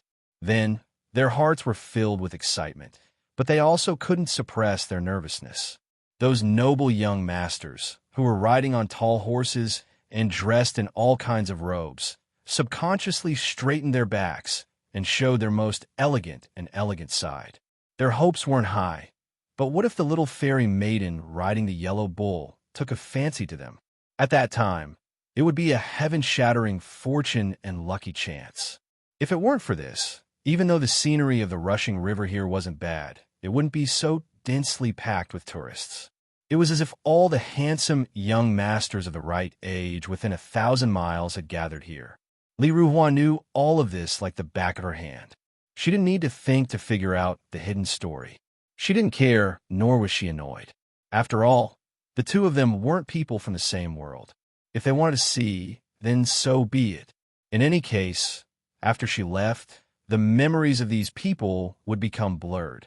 In the end, they would only remember that they had seen a very beautiful girl when they were young. But no matter how they thought about it, they simply couldn't remember what she looked like. Suddenly, the little fairy maiden riding on the back of the yellow bull reached out and patted the yellow bull. It immediately obediently stopped. "Excuse me, what is that place in front of us surrounded by fog?" The one being questioned was a 14 or 15-year-old youth. He had sword-like eyebrows and starry eyes, and was incomparably handsome. His entire body exuded an air of nobility. Obviously, his background wasn't ordinary. At this moment, as he looked at the little fairy maiden in front of him, he blushed but didn't lose his composure. He took a deep breath and cupped his hands in salute. "Miss, that place is called Cloud Mist Valley. It's the place where a local immortal master lives in seclusion. Ordinary people can't casually approach it. He was about to vaguely reveal his identity and say that he could lead the way to the valley, but before he could open his mouth, he was interrupted. Cloud Mist Valley? The name isn't bad, and the scenery isn't bad either. I hope I didn't come to the wrong place. Li Ruhua smiled and nodded, leaving behind a disappointed and frustrated young master. His lips moved, but he didn't know what to say. She patted the yellow bull and walked into the depths of the fog. This little fellow was about the same age as him, but his demeanor were more than 100 times worse. I didn't even spare a glance at the noble young master who came to me on his own initiative, but this little toad actually wanted to take me as his wife. How audacious of him! The corners of Li Ruhua's mouth curled up. She didn't know why she thought of this at this moment, and why she felt indescribably proud. It was probably because after running around, the time had finally come for the mystery to be revealed. Was he really the barbarian sovereign? On Nank Rock, under the yellow millet tree, no one could hide their spirituality. If she hadn't cheated, of course she wouldn't have been able to see it. But since she had cheated, she naturally only needed a glance to see through his roots. In Yellow Millet Country's Cloud Mist Valley, Taoist Cloud Mist, who was concentrating on building a hut and cultivating a Taoist law, looked at the little girl passing through the fog and arriving on the yellow bull. His eyes subconsciously widened, then suddenly brightened, revealing an irrepressible and endless fervor. It was as if two suns had suddenly appeared from behind the clouds, enough to cause the air to burn. With a light cough, Taoist Cloud Mist took a deep breath and tried his best to display the demeanor of an expert. He rode the wind and arrived as elegant as an immortal. Little girl, this poor Taoist is fated to meet you. I have been waiting here for many days. Are you willing to become my disciple and cultivate a supreme Taoist law so that you can live forever? Li Ruhua blinked her eyes. She looked at Taoist Cloud Mist, who was forcing himself to stay calm and whose heart was beating like thunder. She smiled and softly said, "Disciple greets master." Taoist Cloud Mist was startled, and then ecstasy gushed out from the bottom of his heart. He raised his head and laughed wildly. But just as this laughter began, it froze. He was like a toad covered in ice. Although he maintained his laughing expression, his eyes revealed endless fear. In short, his appearance was extremely strange. Li Ruhua furrowed her eyebrows. She turned her head and looked somewhere behind her. The completely still Cloud Mist began to surge once more. Hoochie, Hoochie, Taoist Cloud Mist gasped for breath. He looked up at the little fairy maiden in front of him and couldn't help but reveal a look of fear and unease. You are, Li Ruhua smiled. Master, how come your memory is so bad? I am the little disciple you just received. Do you not want to recognize me? Her smile became increasingly sweet, as if all the beauty and light in the world were gathered around her. But at this moment, Taoist Cloud Mist felt as if he had been locked onto by some terrifying being hidden in the shadows. If he wasn't careful, he would lose his life. He wanted to cry, but no tears came out. He wanted to ask, did he take the wrong script? Shouldn't the old immortal have stumbled upon a fine jade and cultivated her with all his strength, finally leaving his name in the annals of history? How come in the blink of an eye, it had turned into a horrifying scene? It was as if he had fallen into a swamp and could be swallowed up at any moment. His thoughts raced. Taoist Cloud Mist clenched his teeth. It's my memory that's bad. What is your name? Li Ruhua, as beautiful as a flower. Master, please lead the way. I want to see the two senior apprentice brothers in front of me. Taoist Cloud Mist's vision darkened, and he nearly fainted. Today was the first time we met. So how did you know that I had two disciples? This was proof. There must be some hidden scheme behind this.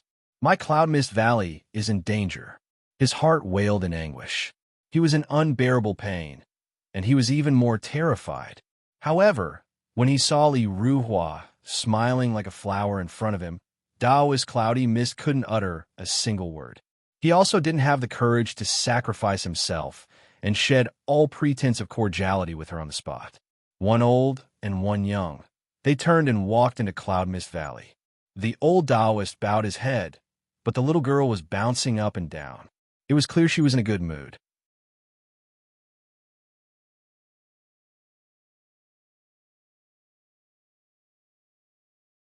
Chapter 1604. Taoist Cloudy Mist was a cultivator in the lower middle reaches of the yellow millet country. He was only somewhat famous in this area. In his early years, he was mediocre and ambitious. Later, he was taught a lesson by the Jianghu. Disheartened, he came to the Cloud Mist Valley and built a hut. He also accepted 2 disciples. The eldest disciple was named Ning Chongqing. He was a young master of a noble family in the capital of the yellow millet country. Although his family was not very prominent, it was still a prosperous family. Every year, he would send a large amount of wealth to the Cloud Mist Valley on time. It was the key to Taoist cloudy mist cultivation and not pay attention to the outside world. The second disciple was named Shirko. It was the right name given by his parents. He was a man of few words, as if he had a mouth made of stone. He was born in a poor family. His parents had long died, leaving him alone. If it weren't for his good cultivation aptitude, Taoist cloudy mist would have long driven him out. What was the use of keeping a bastard who didn't even call him master? But unexpectedly, the relationship between these 2 disciples was very good. They always ate and lived together and supervised each other in cultivation. This was the only thing that made Taoist cloudy mist feel a little gratified. It was also because of this that he accepted a new disciple today. When the 2 of them came to meet him, the 2 arrived together. As the senior brother, he saw Li Ruhua standing next to Taoist cloudy mist at first glance. His eyes suddenly lit up. Shirko followed behind. His slightly dark face blushed. Fortunately, it was not obvious. He cautiously bowed and stood aside in silence. Ahem. Her name is Li Ruhua. From today on, she will be your junior sister. I hope the 3 of you can support each other and cultivate together. After saying that, Taoist Cloudy Mist found an excuse and directly left. He said that he wanted to let his fellow brothers and sisters get to know each other. Li Ruhua glanced at Taoist Cloudy Mist back and stepped forward with a smile. She bowed and said, "Greetings, senior brothers." She blinked her eyes and looked left and right. Her smile remained unchanged, but deep down, she couldn't help but sigh softly. This time, he did not hesitate to call Li Mu over and went through a lot of trouble to open the golden millet realm of Nank. But in the end, he returned disappointed. She found the mark that Li Mu had made in advance. But the handsome Ning Chongqing didn't have the slightest aura of the barbarians. Of course, he couldn't be the barbarian emperor. In the end, she had misjudged this game of chess and wasted a favor for nothing. Li Mu was very shrewd. It would be difficult to make him a favor in the future. As for Shirko at the side, she only glanced at him before giving up. However, she didn't make it too obvious on the surface. After chatting for a while, Shirko looked at his junior sister, who was clearly closer to his first senior brother. He pursed his lips, cupped his hands, and left. He had always been a stiff and cold person. Since his junior sister was unwilling to get close to him, he would take the initiative to distance himself from her. According to the agreement between Li Ruhua and the Western Wilderness Great Emperor, after confirming Marquis Zhongwu's background and confirming that he had nothing to do with the new barbarian emperor, this golden millet realm of Nank could only be considered as compensation to avoid Marquis Zhongwu resenting him in the future. But in fact, after entering this realm, there was only one thought in Li Ruhua's mind. Marquis Zhongwu Ningqin must die. Tearing up the cooperation with the great emperor of Western Wilderness was indeed a big trouble. But in the territory of Nank Golden Millet, accidents could also happen. As long as he got himself clean and didn't leave behind any evidence, what could the great emperor of Western Wilderness do? This was not the imperial capital, and Li Mu was here. He couldn't just watch her die under the thunderous rage of the Western Wilderness great emperor. As for the reason for forcing Marquis Zhongwu to kill Ningqin, it was simple. It was because ever since she saw Marquis Zhongwu from afar in the imperial capital, she always had a feeling of dread in her heart. It was as if there was a fishbone stuck in her throat. Even if he wasn't the barbarian emperor, Li Ruhua still wanted him dead. This was the first time she had such a feeling in her life. But Li Ruhua didn't hesitate at all. Even when she reached the agreement with the Western Wilderness Great Emperor, she already had this idea. His Majesty probably didn't expect that there was someone in the western wilderness who dared to play this game with him. Of course, as she said just now, the best result was that she could get out of this matter unscathed and get rid of all the troubles. And for this, she had already made preparations in advance and found a chess piece to take action. Therefore, on the night when Taoist Cloudy Mist was dragged away for a heart-to-heart talk, he returned with a pale face. Although he clearly sensed Li Ruhua's movement, he just turned over and blocked his perception, not paying attention to what was going on outside the window. With a disaster looming, he didn't have the energy and time to care about the life and death of his two disciples. It was already good enough that he could survive. Li Ruhua knocked on the door. It was Ning Chongying who opened the door. Seeing little junior sister outside, his face lit up with joy. But before he could speak, Li Ruhua smiled and said, "Eldest senior brother, I'm looking for second senior brother. Please tell him."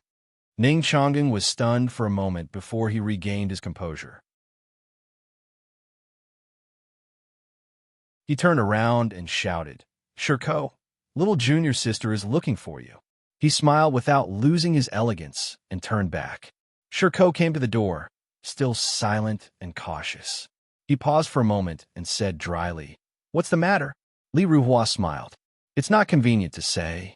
I don't know if second senior brother is willing to accompany me for a walk in the valley." With his back facing the two, Ning Chongying, who was holding the bamboo slip, slightly stiffened. Under the light of the lamp, his eyes revealed a trace of darkness. Shirko was silent for a moment and nodded. He first turned around to tell eldest senior brother, took a coat to avoid the cold, and then left with Li Ruhua. In the room, Ning Chongying put down the bamboo slip in his hand. His handsome face showed a trace of confusion and grievance. It seemed that he didn't expect this. But in his heart, there weren't too many other thoughts. It was just that his mood inevitably dropped, and he became listless. After leaving their residence, Shirko and Li Ruhua were silent. No one spoke until the girl beside them stopped.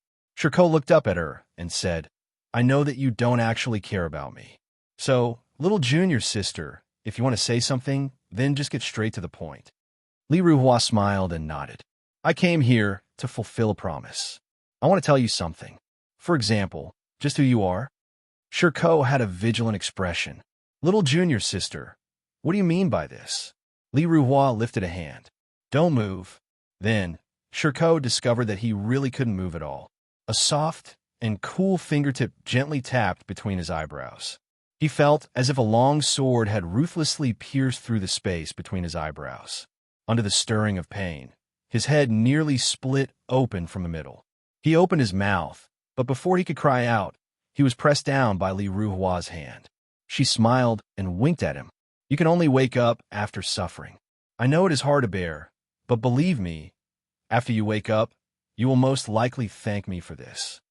An hour later, he was in so much pain that he was hovering between life and death.